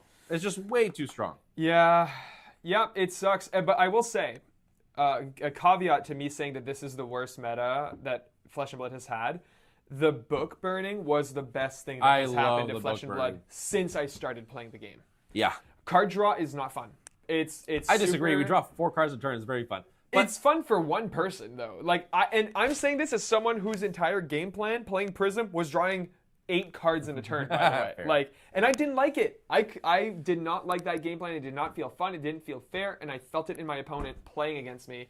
There's like certain things playing Prism, especially, that I'm like, you are totally valid for feeling like this is bullshit because it is. Yeah. And drawing that many cards was one of them. Fair. I can see that. That was one of them where I was like, you know what? You and me both. We both. Art of War, man. I respect them so much. There's something where for me, ballsy. It's like kill your sacred cows, man. Yeah. And for them to be able to do that, I respect the shit out of them. It was a ballsy ban. People kept saying that they would never ban a generic staple that's worth a lot of money because it would hurt the secondary collectors, the secondary market, the speculators, and all that. And then they just gave them the finger. They were like, no, actually, this card's worth nothing now. The rainbow foil went from like $20 though. Yeah, but the rainbow foil went from like $175 to like what, like $40 maybe? No $30. shot. That's crazy. I think that's an over-exaggeration if that's true. I could have sold my Art of War rainbow foil when I pulled it for $200. I remember checking the secondary market. But it was like one of my first expensive cards. I was like, I'm not gonna sell it. Fair enough. I'm so happy that locally MST has super diverse and interesting. But once we got to watch events, it was really rough, especially once we got the top 8. Yeah. So like locally, we're lucky that it wasn't like, it's so funny. I was one of those players, but a lot of players had tried out Zen and immediately hated playing him. Yeah, I tried out Zen and loved it actually, but it was after the major bans and all that, like in the weird area where he was like still good but not Everybody really was like saying he was like F tier. Yeah, and I was like, he's fun. I like making tigers. It's a fun mechanic. I liked searching the deck, which probably means that I would enjoy Katsu as well.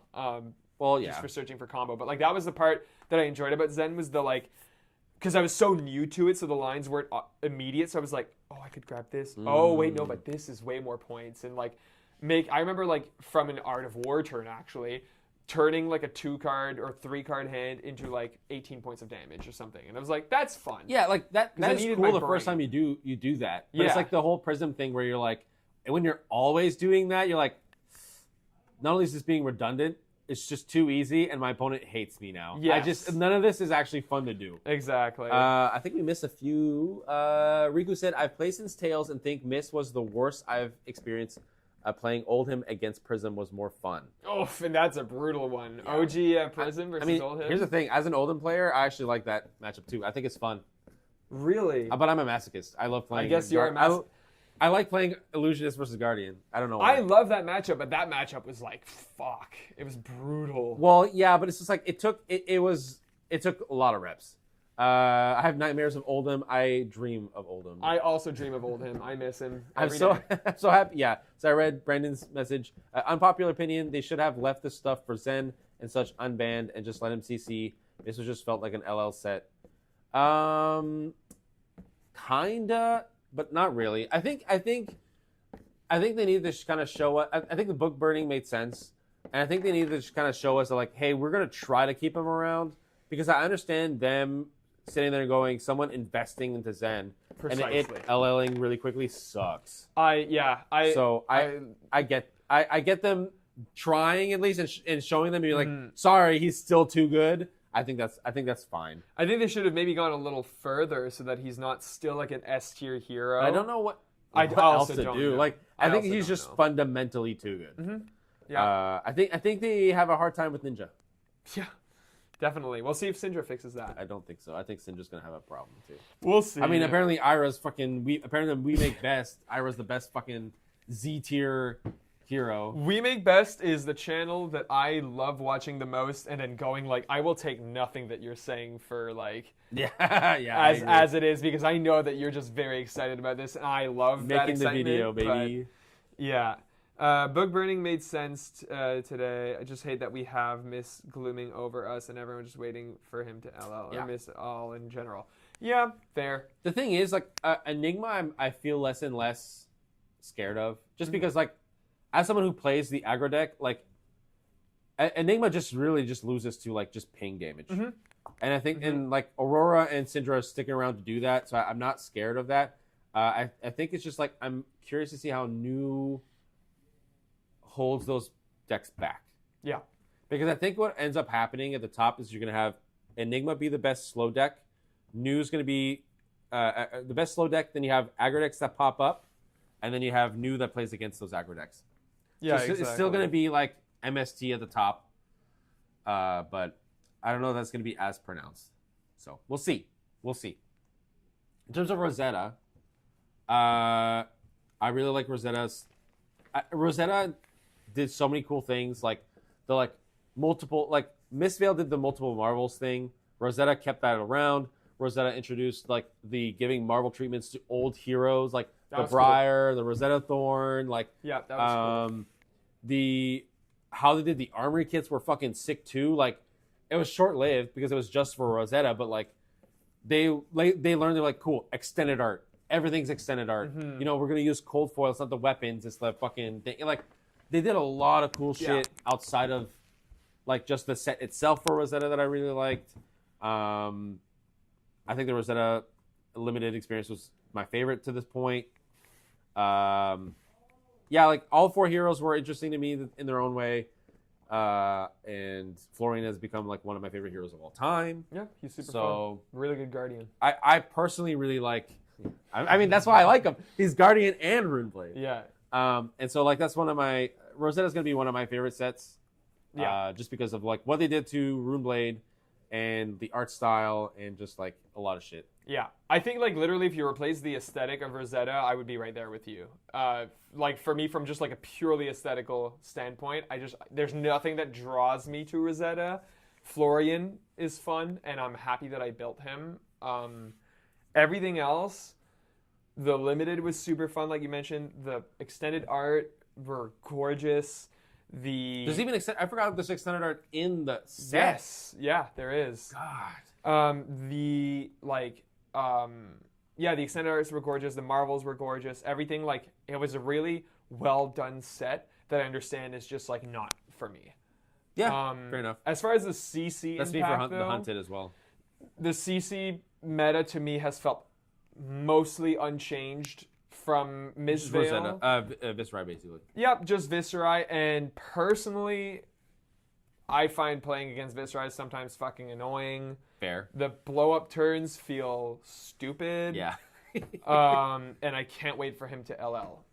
Yeah, I understand. And it's like, the thing is, though, it's like, he's still a Runeblade. Like, you see all the busted hands, but you don't play him like I do. Exactly. You don't see when you're like, oh, great, my hand does absolutely nothing. Like, Yeah. I wish this block 12, it doesn't even do that. Yeah, exactly. So it's like, that's where, like, but Zen gets to do that, and then also, you know, a piece of bacon or whatever the fuck the saying is. yeah, A bag oh, of yeah. chips, that's what it's called. Exactly. That doesn't feel fair either. I think that like there's something that just doesn't feel very fun to me with heroes being able to just like draw and be like, oh, nice, 30 damage. There's like that's why I love Vincent so much as a hero, because when Vincent goes banish a card and pass, you're like, I'm gonna get fucked next turn. Maybe, but yeah, I think it's fair. I think they are leaning towards aggro being high power, very low consistency. I think that's more fair and more That's fun. not fun though. I think it's more fun, kind of, because there's no way consistent aggro is fun. That's just way more annoying. Absolutely. But like being able to sit there and go, they're having a nice turn. I'm going to be smart and block it out. Now their turn sucks now, or is far below rate. Now I'm going to take the damage and swing back. Yeah. That's more fair. Weirdly enough, I find a hero, and I hope Brady is not here because he'll never let me hear the end of it if I say this. I think aggro like Prism to me feels more fair than something like even like Viscerai or like Aurora or something like that, because like while I do have pop-off turns, the variables in which everything has to go right for that to be able to pop off is like if you have a popper, then that severely powers down. And even then, like a lot of people, like if they ask me, like, how do I counter Prism? And I'm like, just block. I know it sounds awful. Or the also whole just point, kill. or just like, kill. With Viscerai, like we were just smashing each other, and then I was doing way more damage to you. Yeah. But like if you like, for example, like I think I always use the warrior example, like especially if they have like hatchets and dynamo, I think that's like one of the most fair games ever, because it's like you're gonna be able to block 7. If I have the wraths, I have it, and that's just it. But you probably have a sink below waiting for the wrath.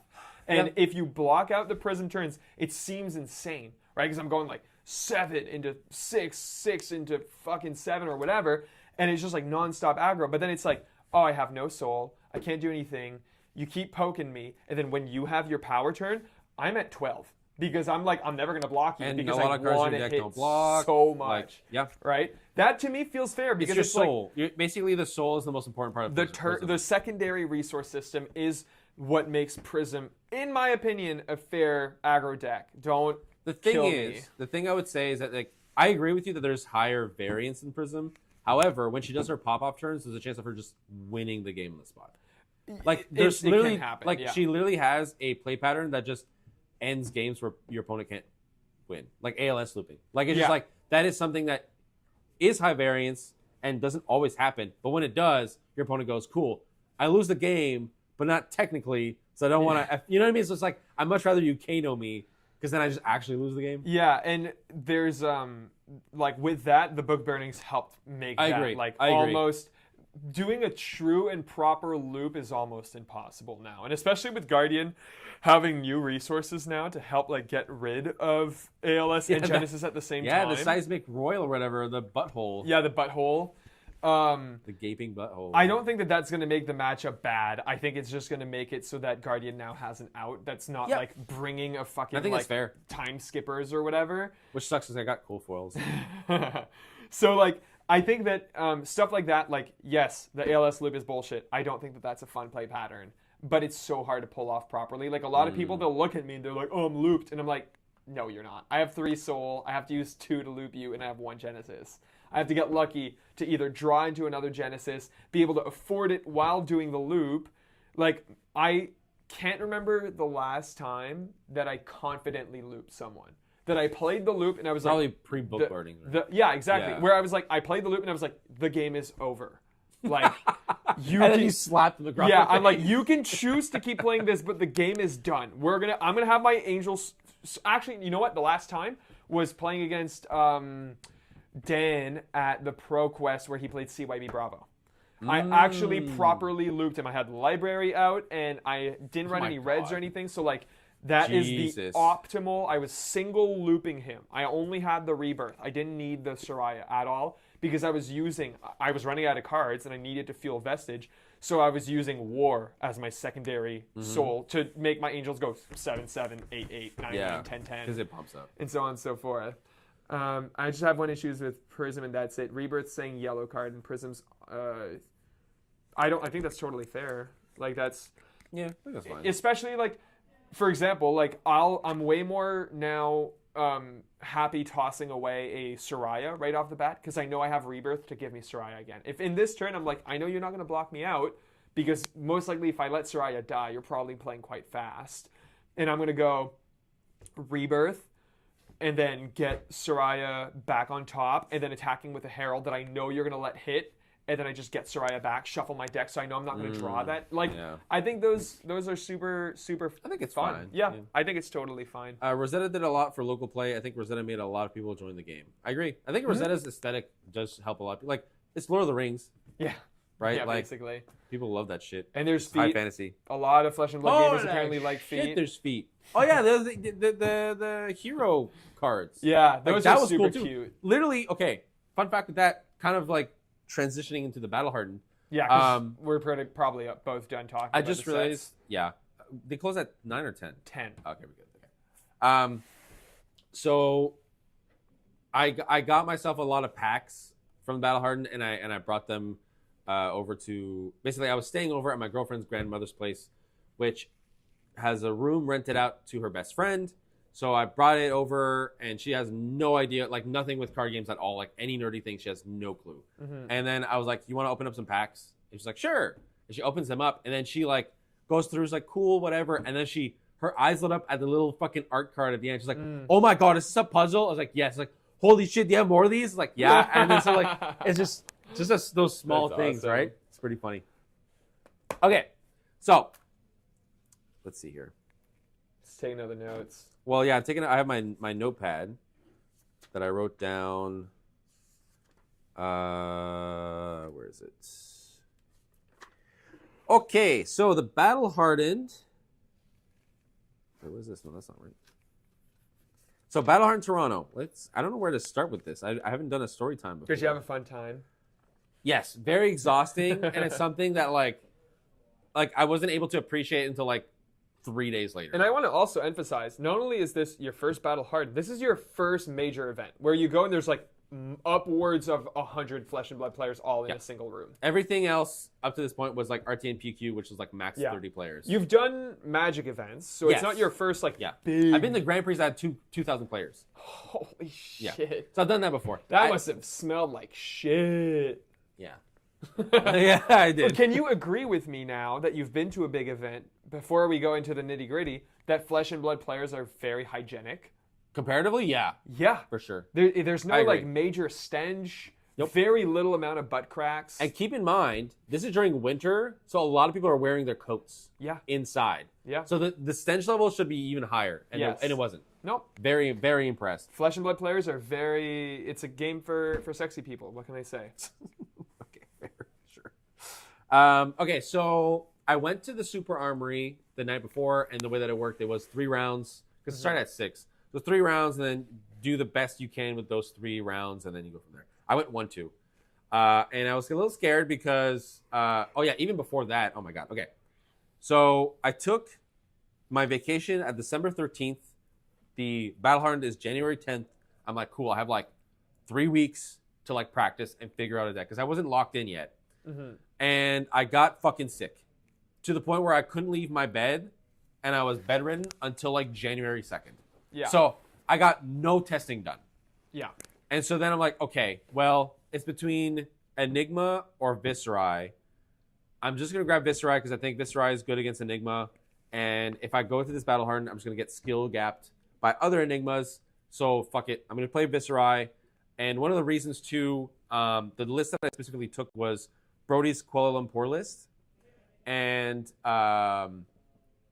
the list is very aggro and has a very high ceiling. Low consistency, high ceiling. And the reason I picked that deck was I was like, okay, in order for me to win this thing, I need to not only be good, I need to be lucky.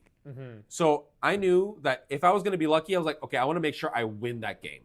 I don't want to be like winning a turn cycle. I want to be winning the game when I get lucky.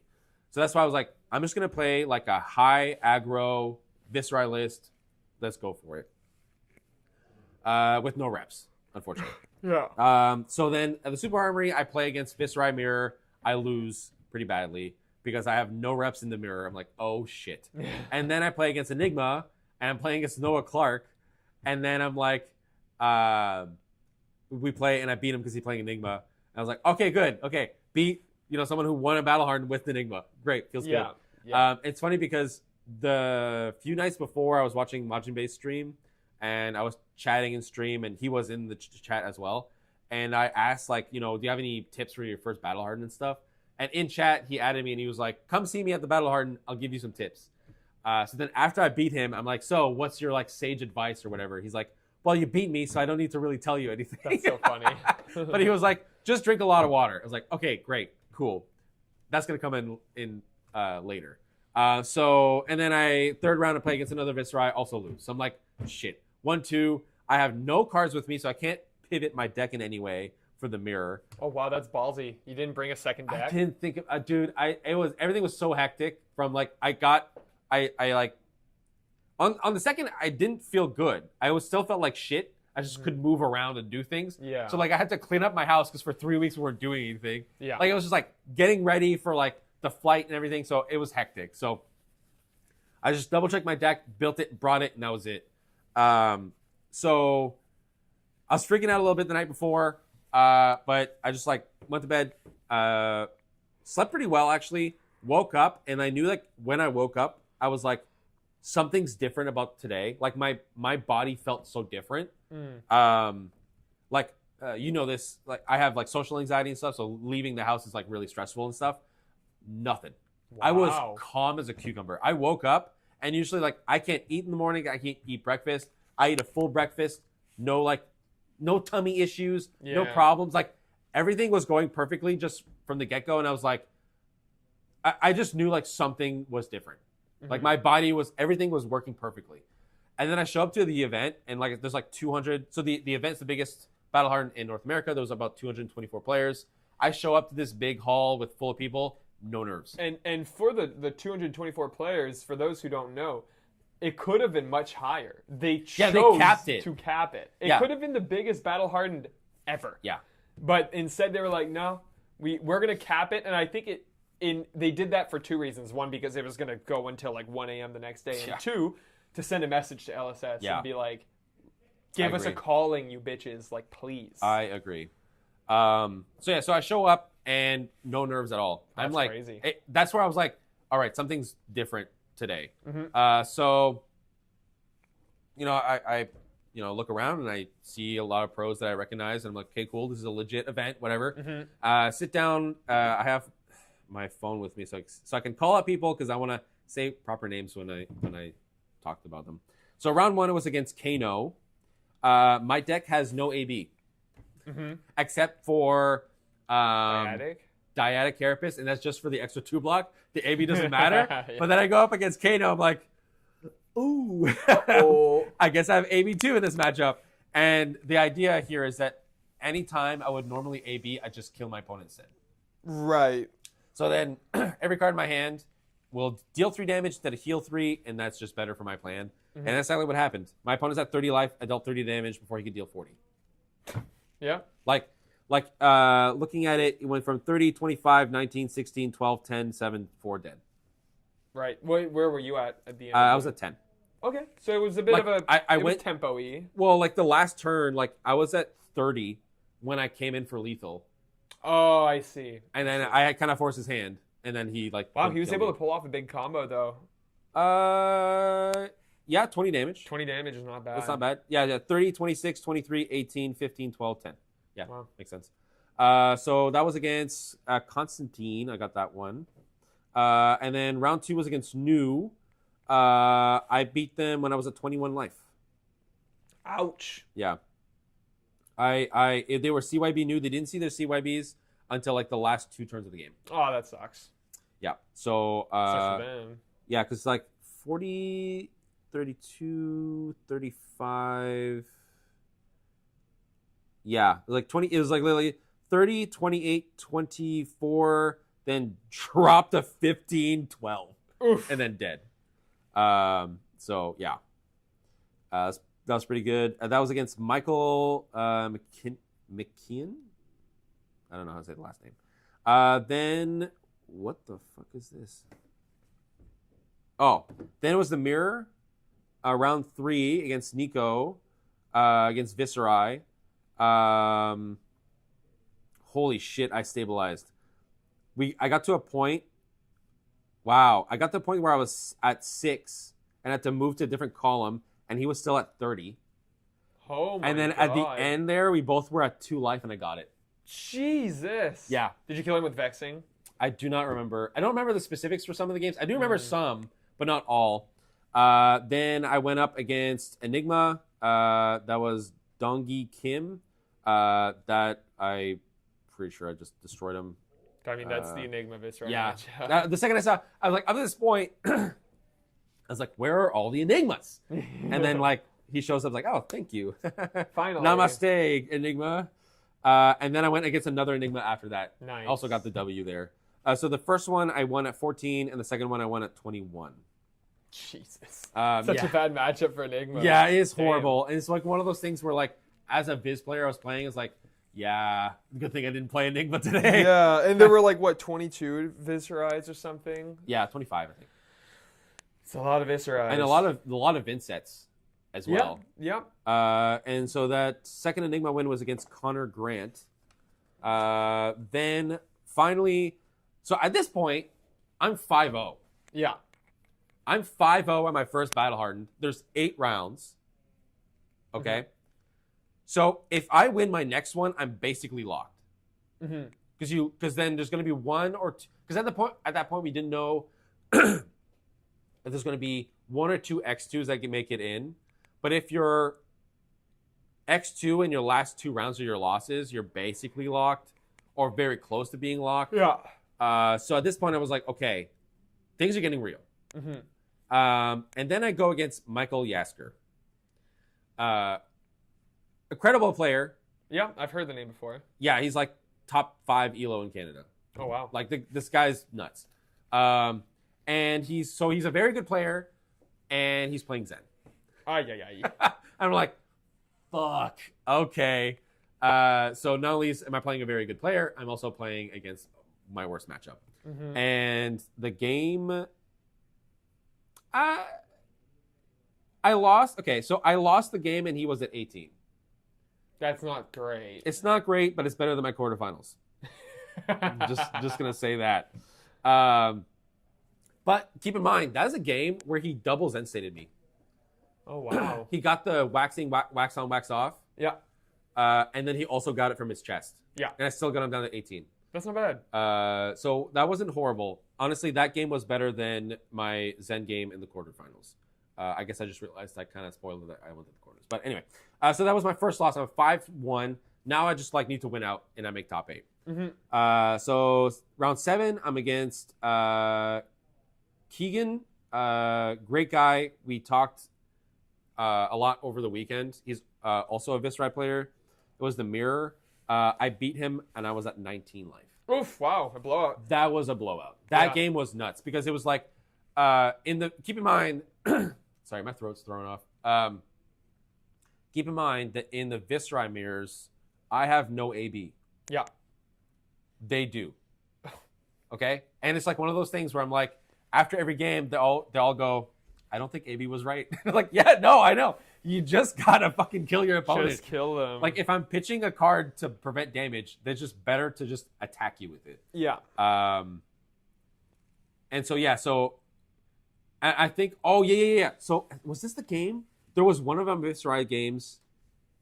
I don't remember for this one or not, but it's still relevant.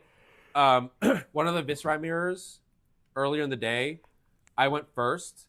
Mm-hmm. And after my first turn, so technically turn 0, my opponent was at 30 life.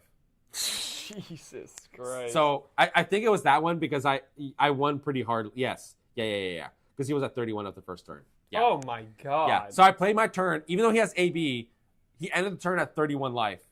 And then he went, "Oh shit, I'm dead." Like Yeah. because like we're playing now we're actually starting our game of Flesh and Blood. I'm at 40 and you're at 30. Yeah, exactly. And we're both playing the same hero, but my version's even more aggro than yours. And like I think every Sonata hit that weekend until it didn't, and when it didn't, it was rough. Yeah. But like it was just I was on fire. So that was a great game, Keegan. I also feel bad because my ELO was so bad. You look at all the ELO I gained, it's like 8, 8, 9, 9. And then when I lose, I only lose like 3. Because of how bad it is. That's hilarious. So then at this point, I am 6-1.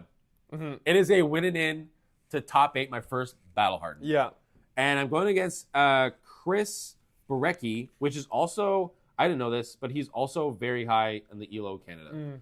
And he's playing -IE. IE? Yes. And I see that, I'm like, what the fuck? What are you doing here? Yeah, I was like, okay. Because when I was sideboarding, I'm like, is he fatigued? Right. I don't know if he's slab dash. So I play like he isn't, and then attempt to mentally pivot if he is. He flips up Hanabi Blaster. I'm like, okay, you're not fatigued. Yeah. Cool. And literally that game, I won. But it was literally like I won at 2 life. We were both at 2, and I just got the exact C's. Literally, there's a few turns where he had his dash turn, but it was with yellows and blues. If those were reds, I'd be dead. Right.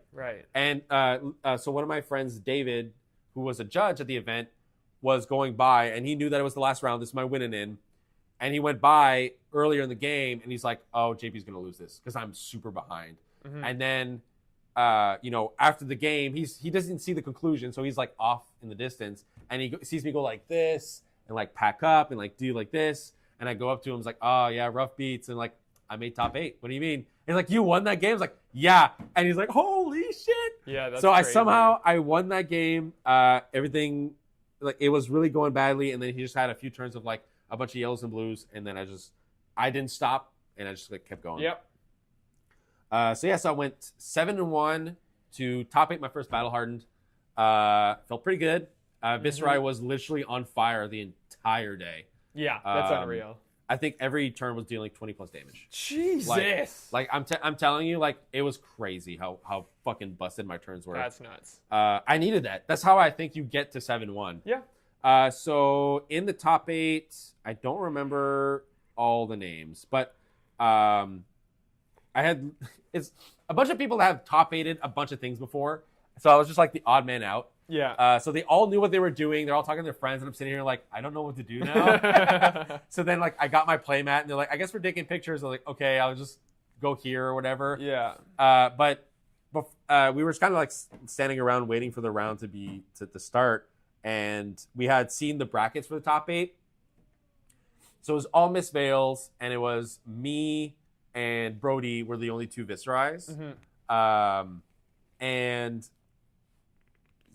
so I go to talk to him because I'm literally using his list from Kuala Lumpur, and I'm like, I introduced myself, and I'm like, I got to give you some credit, because you're the reason I'm here because I stole your list.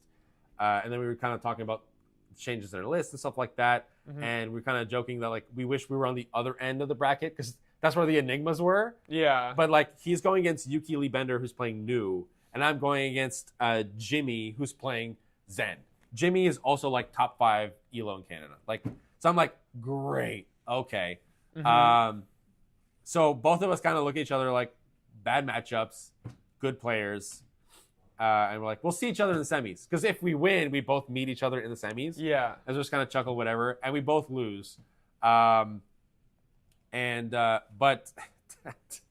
quarterfinal game was like all the luck went out the window. Like so, in the top 8, each game has a judge assigned to them to kind of like oversee. Yeah. And the judge was sitting next to me, so he got to see my hand. And after the game, like I lost that game. Zen was still at 25 life. Yeah. Okay. That's impossible. So after that game, the judge goes to me and goes, those were the worst Viserai hands I've seen in my life.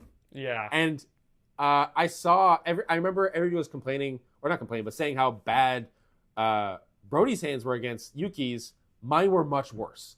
Like, Wow. for example, I remember like going like back to back to back, going like 4 non-attacks that don't make rune chance. Cool, block. 4 attacks that don't have go again, block. 4 non-attacks that don't make rune chance. I'm like, Jesus Christ. That was like 3 back-to-back turns like that. In the meantime, my opponent has transcended twice this game. Like they're having good Zen turns. So I'm like trying to survive while just having a functional hand. Yeah. And I remember both of those non-attack heavy hands had sonatas. And so I play them and I pay into them. So I'm looking at the top 4 cards.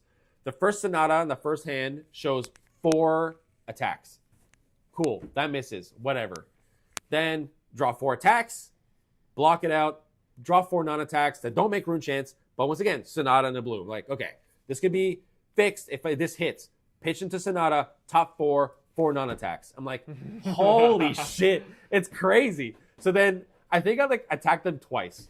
Oh my god. That entire game. And I got them to 25 in two attacks, but like the one attack, keep in mind also, my first actual attack of the game, he had a Zen state. Yeah. I attacked, I had like 6 rune chance, he goes, Zen state. I'm like, of course, but I'm trying to do physical damage. I still did some, but it's just like, of course that happened. And it's funny because I had to succumb in my arsenal for like almost the entire game. And then I showed it to him. I was like, yeah, I should have just played this. And he was like, I played around it the entire game. I was like, I attacked twice. What do you mean? What do you mean you played around it? Like every opportunity I could, I played around it. I was a genius. I think he used like 3 cards the entire game to block. Because it's Oh like, my just, God. I Yeah, did wax not do, on, wax off. Yeah, no, that was another game. But still, it was brutal. So yeah, it if there was a time for my deck to shit on me, I'm okay to the quarterfinals. You know, I made money and whatever. Like, Yeah. I got the street cred. I'm fine with that. I'm surprised you're not playing with the playmat. Oh, I guess you laminated it and everything. Yeah. So I did get some spoils while I was there. I got the Kakara top 8 playmat, a 125 USD, and a box of Rosetta. My throat's going out on me. Oh no. And I got myself a nice, what's that called? Arcanite Shard playmat signed by James White. That was my own little So sick. thing. $100, which fucking was great. 100 Canadian. Yeah, so you made like $400. like 40 bucks from your Battle Hardened win, basically. Yeah, basically, yeah. So okay, let's see. Catch up the chat. Oh yeah, on the note of new, I have y'all seen how sickly she's gonna be after Yeah, that? she's gonna be Yes. disgusting. Yeah, I heard she's gonna be pretty good. Yeah. So, oh yeah, the water story with Noah Clark. So, the Michael Yasker game that I lost against Zen, about 10 minutes in, I needed to pee so fucking bad.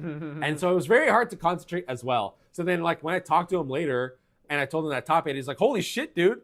And I was like, yeah, funny enough, your advice actually gave me my one loss because I needed to pee because I drank so much water. That's funny. Okay, so then that was the top 8. I was literally so dead. I just like lost and then was like fine with it and just went home and then crashed immediately. Slept 10 hours, woke up, still felt fucking tired. But I was like, I prepaid for everything, so I might as well go to the PQ Plus and enjoy it. Keep in mind, like the Battle Hardened top 8 hadn't even hit me at that point. I'm like, it just felt like a normal day. I don't know. Yeah. So I go to the ProQuest Plus and I'm like, okay, this is Battle Hardened. It's super intense. This is a ProQuest Plus. I've top 8 it already. I'm happy. I'll just like play for fun, casual, have fun. Round 1 gets paired. Brody Spurlock. Nice. I'm like, fuck. The prophecy came true. Yeah. So then I literally sit down. I talk to him like, what happened yesterday? We were supposed to meet in the semifinals, and he's like, well, technically, we were supposed to meet we were supposed to play the game after the quarterfinals, which technically this is that game. I was like, you're right. So yeah, round against Brody. I'm already very tired from the Battle Hardened. Keep in mind, this one thing where it hit me where I was like, I don't have the stamina to play a two-day event. Yeah. Like if this was a calling, I'd be so fucked. You need to try like narcotics. Yeah, sure. Yeah, probably. But it's just like one of those things where I haven't done that before. So like I didn't know how tired I would be. So that's something that I want to train and get better at. So I go against round 1 against Brody, and I fucking win that game. I don't know how. Tell him. Dude, it blew my mind. I stole 13 elo from Brody. LOL. That's awesome. But it's one of those things where I don't know if I brought this up, but on the battle hardened day, like I felt like I was in the zone, like nothing could shake me. Yeah. Like I was like in the like I think it's from Jujutsu Kaisen, the flow where you're just like you are just in. I think you just listened to Defying Gravity and you heard the first lyrics. Something has changed within me. Something is not the same. The entire time you were playing, you were like, okay, all right. Gravity. Oh, Jesus Christ. Just a wicked girly. Oh my god. But like that went away when I was done, and then like it immediately came all rushing back when I was playing against Brody. Like I was just like back in the zone immediately. Yeah. You can say a joke. Go ahead. Go say a joke. Just picturing like you kicking Brody's ass, and then him just like going in the bathroom, just like alone, just like just screaming in the mirror.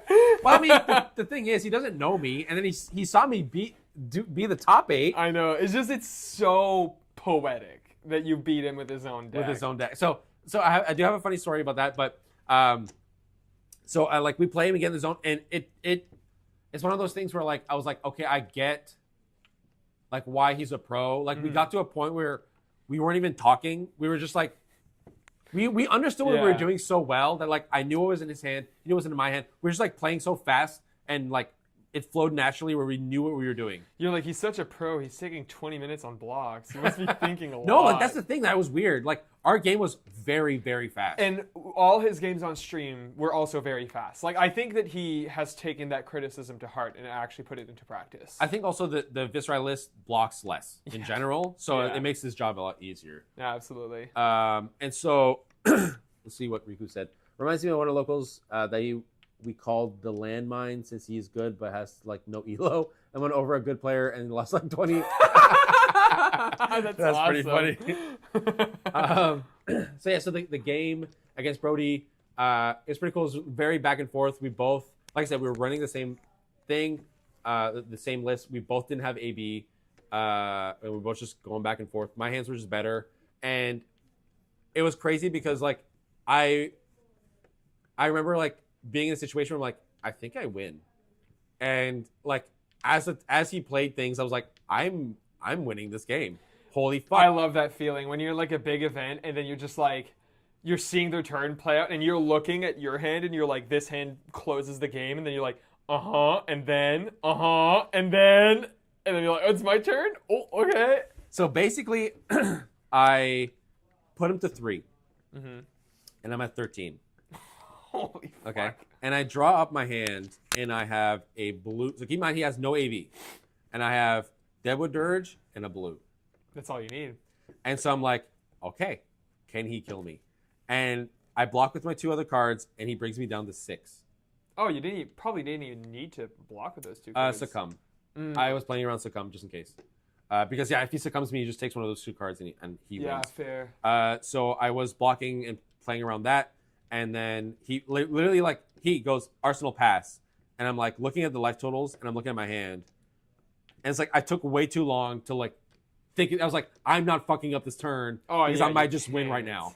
So I'm like okay, and I like pitch to Arc Knight, Grasp of the Arc Knight, make a rune chant. He's like, yep, and I go Deadwood Dirge, make 3 counters, swing weapon, and he goes flick flick flick, flick flick flick.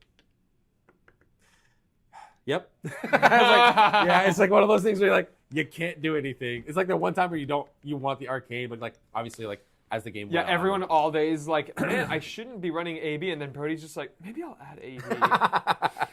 Yeah, but it was like a incredible feeling. It was very funny because I beat him, and we're just both kind of putting things away.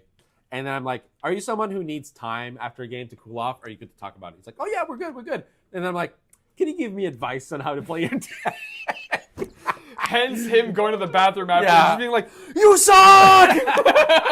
It was so funny. Because there's even a turn where he was like, if you actually did this and this, you might have had an extra rune chant. And I was like, yeah, right, you're right. He's like, you could have killed me better, actually. Yeah. But actually, he told me, so basically he had base purgatoried me. And I had become the Arcanite in my hand, and I had one floating, so I could activate creepers, play it to get an extra rune chant, and then swing weapon, and deal 4 extra damage. But I actually disagree with swinging weapon. I think you just play it, keep the rune chant, and then lose it for next turn. But anyway, so I kind of disagree with this turn, but he was still right about playing it. Yeah. But it's just funny that, like, literally I was like, how do you play the Zen matchup? How do you play the new afterwards? It's just kind of funny. And then we're talking about, like, because he's playing Azalea, we're just chatting it up and stuff. And great guy. Yeah, great guy. Seems very, very, very well mannered for like a 12-year-old or. Yeah.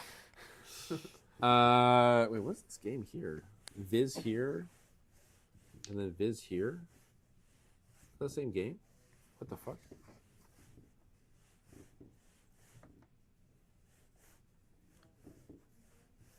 Weird. Why do I have 2 Viz games here? Huh. Maybe you played against more than one. No, this is PG Plus, but there's like one here. Okay. Does that even say Viz or say Zen? I don't know what happened. I don't know what this is. Okay, anyway. But yeah, so I was at, sorry. Oh, I guess this is the Brody game. I was at 4 at the end of that. Okay, yeah. Okay, sorry. I passed a turn. I'm pretty sure I'm at 19. And he's at 3. Right. And then he gets me down to 4. Yeah. So he almost got me. Almost. And then I killed him. And that was with 6 block, too. Yeah. No AB, no nothing. So that's why he had like 6 rune chants or 8 rune chants. That's where I was like, I was scared I was going to die. Yeah. Vin maybe just miswrote, but it's just like, it's after, so I split my PG Plus in the Battle Hardened, and it's after my Zen games. I have no idea what the fuck I was doing there. But anyway. So PG Plus, beat Brody, blew my mind. Then I played against New. I played against this player. He's like, I've only been playing since Miss Vale, and he has a Netrunner mat, and he seems like kind of nervous. He doesn't know how to sideboard and stuff. And I'm like, this is kind of crazy whiplash to go from Brody to this. Brody that. And then I lose. And then I lose that game. And I'm like, but it was against New, which I have no reps against. I didn't sideboard correctly, didn't play correctly. I got fatigued really easily. But apparently, he was an ex-Netrunner pro. And he top-8'd the event. So, to my defense, clearly a good player. Yes. Then round 3, I played against Michael Matello on Enigma. He was the Enigma that went to the semis from the top 8 from before. So I'm literally, my Battle Hardened was easier than my ProQuest Plus. My ProQuest felt like literally a day 2 of a calling. Yeah. Like round 1, Brody. Round 2, the guy who's a Netrunner pro, top 8's the thing. Round 3, the guy who top-8'd the other one who top-8'd at the Battle Hardened I just played. Like, I was like, what the fuck is happening? They're all filled with anger is why. Yeah. Well, I was wondering if they like matched through ELO. I think there's something to do with ELO and or XP for the first pair, which is why you often see the same people getting paired in round 1 of armories and stuff. Okay, that makes sense. I might be totally off base here, but that's just what I heard. So this Enigma is where I think I made him quit Enigma. So Michael Matello is part of the Invasion team. Mm-hmm. There's a few people there. They all have like the Invasion shirts and shit like that. And my deck was so on fire that game. Mm-hmm. I beat him, and I was at 25 life. Oh my god. Okay? And I'm at 25 life because he attacked me twice with Phantasmaclasm. Nice. That's all he did the entire game. Nice. Okay? This game is going on for about like 40-ish minutes. We're one of the last games there. This is like the final turns of the game.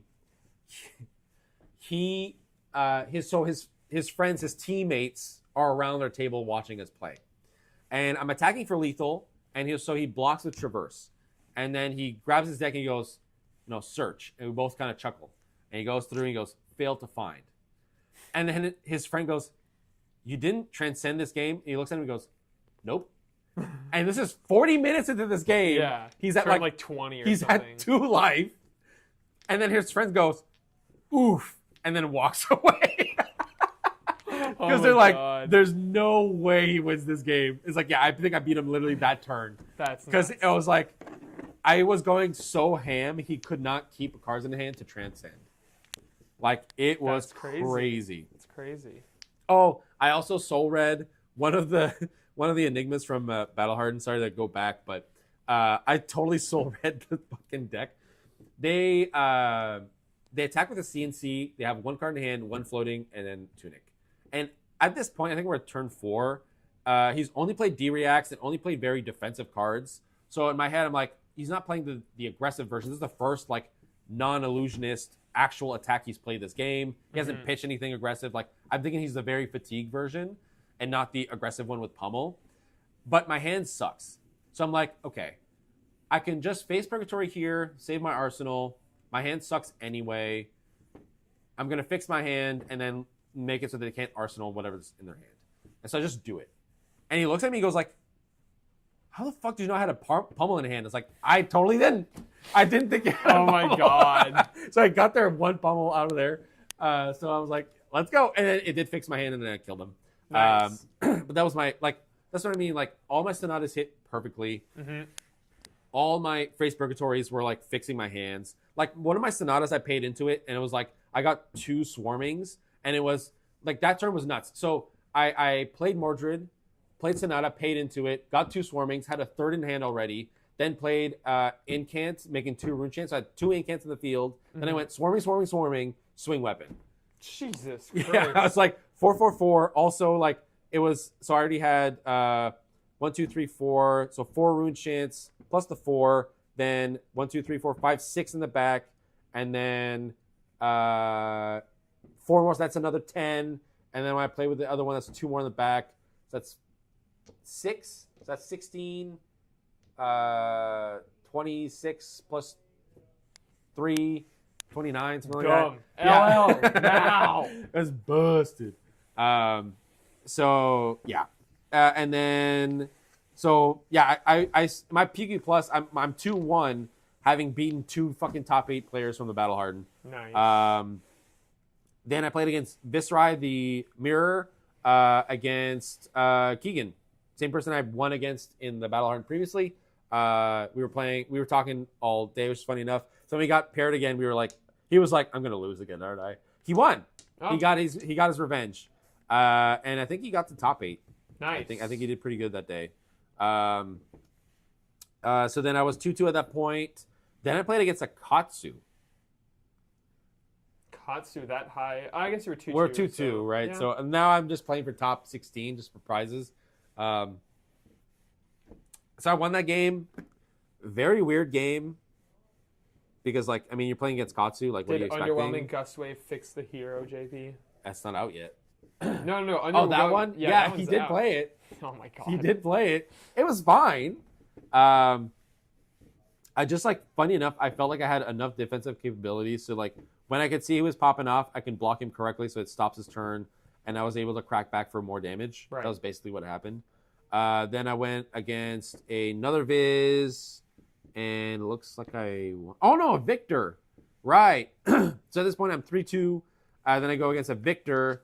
I think I just did my Viscerai thing where just like you just kind of like choose when to attack him and not to, because he can easily like block everything. Yeah. So you want to like have a bunch of rune chants and have a big turn to go above their defenses. Played around the last turn. I played around a Golden Sun to survive and then killed him on the Nice. back. Yeah, just had red cards. So Die, Victor, die. correct. I won a clash Nice. with a 9th blade. That feels awesome. Yeah. Oh fuck! I forgot a fun story about the new game in the round 2. So, so at this point, I have like 7 rune chants, and he like bonds me, and he looks through my deck or whatever, or like he not bonds. The one where he looks at my hand, prognosis. Yeah, persuasive prognosis. He prognoses me. What was the concept? What happened? Oh yeah, he prognoses me, and then he takes like the one attack out of my hand, and then I have a Machinations of Dominion in my arsenal, a blue, and a Sonata in hand. Mm-hmm. So I play the Sonata. So I have I have 8 rune chance. No. I have 7 rune chance. I pay into Sonata, and he looks at my hand and stuff, and he's like, man, I haven't seen Ninth Blade yet. And I'm like, it's coming. And Lee plays Sonata, Ninth Blade off the top, like, fuck yes. Grab the Ninth Blade. Nice. Then I play the Machinations, which goes up to 8 rune chance. The one floating pays for it, so I go 9 overpower, 9 with 8 rune chance, go again. Holy fuck. He was like, what the fuck, dude? I was like, you called it. That's what you asked Ask for. and you shall receive. Literally. Okay, so I'm going to speed it up now because I started just losing really badly. So I went up against Lavia, lost that one. Very tight game. I should have definitely won that one, but I didn't. So lost that one against Calvin, and then I played the Mirror, Viz Mirror, and I lost that one as well. Boo. So against Chris Jones, who just out Viz-ride me. See, like, based on the records that we've had in Moncton, I feel like even 4-4 at the Battle Hardened would have been pretty impressive. But the fact that you made top 8 is like, that's pretty nuts. It just makes my 4-4 less impressive. Did you get to talk to anyone about like the Moncton community, like especially like being somewhat of a new face in the like top 8 scene and all that? I'm curious if everyone were like, "Who the fuck are you?" Not really. Keep in mind that we're TCG. It's a TCG hobby. We're all fairly nerdy, and I think we're all kind of socially awkward. So a lot of the top 8 players were kind of like in their own groups, talking to their friends and stuff. Because I heard that we have a reputation now that some people know about Moncton being like kind of nuts. Really? Yeah. Interesting. I can't remember from who I heard that. I didn't bring that up, but maybe I will next time. Next time I top 8 the battle. Next time you top 8 a Battle Hardened. It'll be calling next time that we get a big event in Canada. Hopefully. Yeah. I'm probably going to go to Worlds. Yeah, I almost decided to just go on like a super random, like this is going to be my summer trip and book like a trip to like NYC or something. And then I was like, no, because I'm confident that Worlds will be in like New York area. Yeah, just wait. So that's kind of crazy. Crazy experience. Still Crazy feels experience. real. Doesn't feel real at all. And you didn't get embarrassed coming back too. You won the Armory coming back. Yeah, I went 4-0 the Armory. I came back. Yeah. It would have actually both. You went 4-0 the Board Miniatures one too? Yeah. What was that before I left? That was before I left. That was before. Yeah, that was your first Armory back. Yeah. My first Armory back was. Wait a minute. Did you play Saturday? No. It was LL. Yeah, I didn't play. Yeah, no. Never mind. No. So No, you're right. On Monday, it was like the. Because we were all saying that like you top 8'd a BH and then you're just gonna like 0-3. come back and go like 0-3 or 1-4 or something like that. Yeah. The Moncton curse. It's the area. Yeah. Once you leave here, then you do good. Yeah. So that's why I don't want to battle hardened in Moncton. Exactly. I'll lose. Yeah. It still doesn't feel real. It feels like a fluke. I feel like I want to do well at another big event for it to solidify that I got there. Just because like Bistride was very strong and he was busted, and I feel like a lot of people could have done a similar record with the deck just because how fucking nuts it was. But I don't know. Maybe I'll have to play Prism next right. next big event. But I don't know. I think maybe it's also like maybe I don't think of myself as like a strong player, so it's hard for me to think that I mean, did imposter well, syndrome is definitely a very real thing, right? But Yeah. like at the end of the day, like was RNG and luck involved? Like, duh, it's a card game. I think everyone who got at the top 8 had some element of luck that like got them there. But the fact that you were able to make it, like again, if you think of the record that everyone else had at major events, like no one's come even like maybe Russell was the closest. I heard he did good at the PQ. the draft. Nice. BH in Montreal. Oh yeah. Yeah, it was draft or seal. I can't remember, but I know he did Sealed. Yeah, I know he did pretty good there. But like, as far as constructed events go, like, I mean, no one in Moncton did nearly as good, not even close to as good as you did. So like, yes, there's an element of luck, but also like, you put a lot of effort going into this. No, I was sick. Even before that, like we were practicing quite a bit. Oh, I guess and you're stuff. right. So like. Right. And you were playing with the intent of practicing for the BH and all that. So like, True, I guess.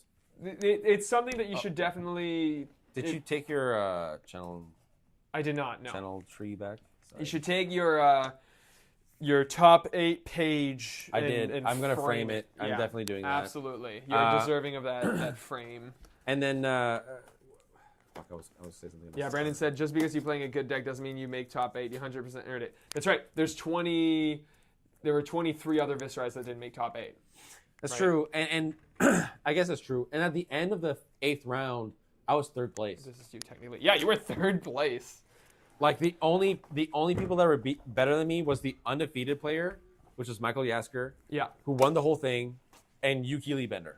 Those are the only 2 players that were higher than me. That's crazy. Yeah, we were all like so. It was during the LL Armory. We were no, it wasn't during No, it the was LL Armory. the one before. Yeah, we were all like just watching our Discord, waiting for updates because your games weren't streamed or anything. Yeah. So we were like, "Oh my God, is JP making top 8? Oh my God, JP made top 8," and just like losing our minds here. We had the stream going on the TV. It was fun that happened during an Armory. Yeah, yeah. That we all got to experience it. We were all. It's sad that the only time I think anyone's like genuinely, wholeheartedly cheered for you, you had to be 700 I was kilometers gonna say away. that maybe that's like also probably part of it is that like everybody else that top 8'd, their friends were like woo, but like you guys were doing that, but not with me. I couldn't see it. Yeah, So like exactly. probably that's why it didn't register. Because like they said my name and like it was kind of like everybody's kind of cheering, but I could tell nobody knew who I was. Yeah. So. Meanwhile, like we'd see you walk by behind the players on a stream. We're just like, JP's there! It was a great time. I definitely want to go to every battle hard if I can. I'm really glad you had fun, and I'm glad that you got to go to one of these events. I know that you've been to Magic events and stuff like that, but I keep telling even new players, this is an experience every Flesh and Blood player It's so who good. is semi-serious about the game should get into. It will make you into a competitive player. You're going to see the energy that these people have and the passion that they have for the game, and you're going to be like, holy fuck, this is so infectious. Yep. Yeah, I agree. I mean, I was already pretty competitive, but I'm like... You were already there, but I like... want more. Yeah, exactly. You had to have that experience. It's pretty funny because like you would think after almost like 12 hours in the day, I would be done. I would keep playing. No, dude, it's I'm nuts. just physically tired. We right? we were playing for 12 hours too, or like not quite 12 hours, but like 8 hours ish for the calling Hartford, and then like me and Michael, Amelia, and David would all go back to our hotel room and we'd draft. Like we'd go back and just keep playing. That's so good. But like the event stop. started at 9 and it ended at 8 p.m. Yeah. So it was about 12 hours. It was brutal. Yeah. Um, That's on the tab 8. Thank you, well Riku. deserved. Thank you. See, you are a hipster. You were a JP fan before it was cool to be a JP fan. He was? Well, yeah, because he watches the stream. Oh, it's true. He was like, I watched him go from 0 to hero. Yeah. I watched it happen. That's a joke. Yeah. Exactly. I was a Precon and now I'm a Wincon.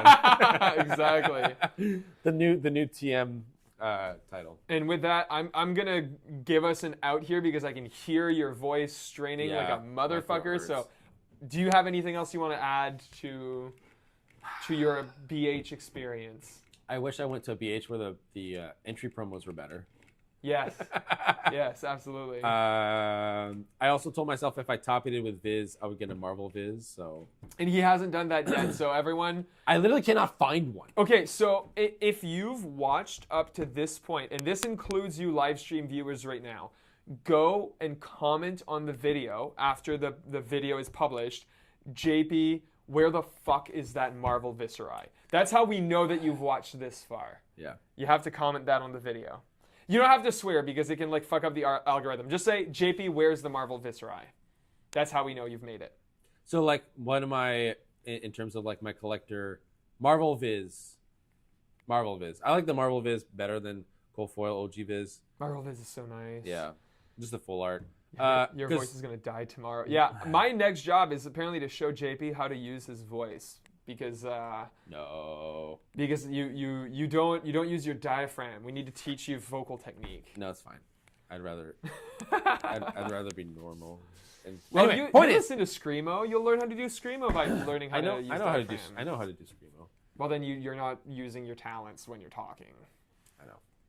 I forgot what I was gonna say. Yeah, so my list of also like phlegm.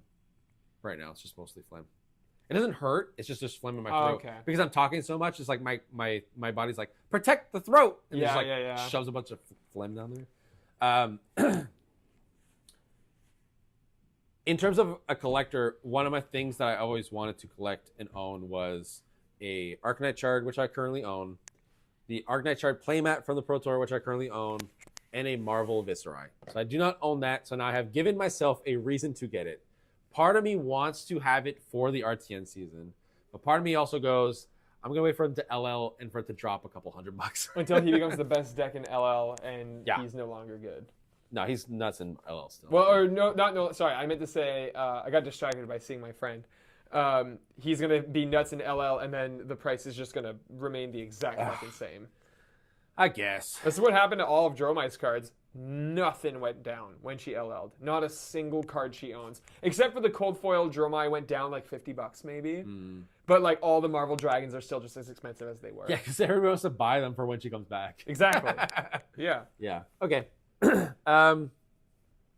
Yeah. If you have any kind of battle hardened level or higher event, go to it. It's totally worth it. Travel. It's First worth time. If it doesn't matter if it's the first time, if you're experienced or not, it is an experience you should always try to get if you can.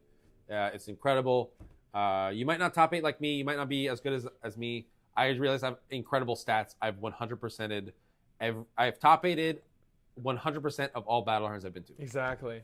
And even if you don't win, like you said, like when we went to nationals, I gotta say, day one was rough. We were all pretty down on our luck. But then we had a really fun, all of the Moncton people, we all went to get drinks together to drink our sorrows away. We ended up having a really fun time. And then the next day was way less serious, and we got to enjoy it a lot more, because we knew that none of us would make into like any sort of like top cut for the nationals. So then we got to have fun at the PQ Plus, and I think most of us, even though we sucked shit, had a really fun time just going to a competitive, like a really big competitive event. Yep. I gotta say, nothing beats Hartford though. Nationals was fun, but Hartford was such a blast. So if Worlds is on the East Coast, I think a bunch of us are going there. I think most of us and competitive players are gonna go. I can't wait to do that with you guys, like with Yeah. our crew. That'll be super fun to do. So we're bookending Rosetta. That's it for the Rosetta season. Next week we are starting Hunted. Real quick, excitement level, the Hunted. It looks cool. It's a deck. It's a set that I'm easily going to skip. I felt like that with Rosetta. With this one, though, double thumbs up. I'm excited. I'm very sad that Dromai's not in it. It makes no fucking sense. I know that they designed the daggers first and Volcor came next. Shut up, Brian Gottlieb and James White. It's a Volcor set, and you didn't give me Dromai. Yeah. I gotta say, Typandus looks fucking sick in all of his arts. I'm like, that guy's like, print an actual version of the hero that can play. That guy looks sick. He does look pretty cool. Y'all get some sleeves to rock for Worlds, custom ones. Ooh, little custom sleeves for the. It's just it's the New Brunswick flag. Yeah. I have an idea. Nobody steal this. If I was going to make a pro team, I want to call it Cobra Chickens. Cobra Chickens. Because it's a goose. Oh, a goose is a Cobra chicken. Yeah. So then it would be like the classic Cobra like look, like from like Cobra Kai, but it's a goose. That's pretty sick. With a thing. So then it's a Canadian thing. So I don't know.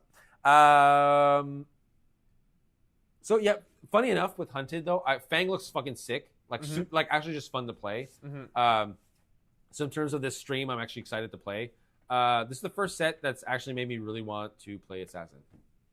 Me too, but Codex exists, and I don't want to own that card. I sold also all my Assassin cards. I'm like, I've accepted that I'm never playing Assassin. Yeah, I think what I'm going to do, because I'm getting a case, I'm going to sell all my Assassin stuff that I pull and fund the other two decks, because I'm definitely going to build Syndra and Fang. I've bought into all the cards that I need to get for both those decks. Makes sense. I'm giving all of you my cards. I appreciate it. While selling them. I'm actually going to put... I've mentally told myself that I'm not selling a card above $50. Doesn't matter what it is. Okay, and I want to put this on the record because you did that for Ms. Vale, because you post on the Discord first. Even though I want those cards and I don't have notifications, so I see them way too late, text me if you're gonna sell cards, and then I'll buy them. Yeah. Well, I changed my site a little bit, so then I'll just send the link. You just like look, refresh. Yeah, there you go. I'll just do that. Okay, thanks for everyone watching. This time next week, we will be playing the Hunted with the Blitz decks. We can buy the Blitz Yep, decks. you can buy them for the pre-release. Okay, yeah, I'm planning on buying that. So, so that's gonna be exciting. Dude, the playmat looks sick as fuck. I know, Dude, I love it. That playmat is beautiful. Excited for the Hunted. Okay, thanks everyone for watching and listening to me ramble and lose my voice live on camera. Yeah, your camera looks like shit. It's just out of focus. What's wrong with you? It's out of focus. Okay, let's do it live. What do you mean? What do you mean by out of focus? Configure. It looks like it's out of focus. Configure camera.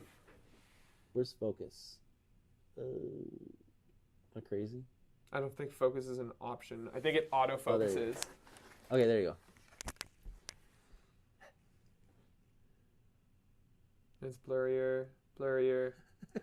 Yeah, I know. I think No, I don't think it's the focus.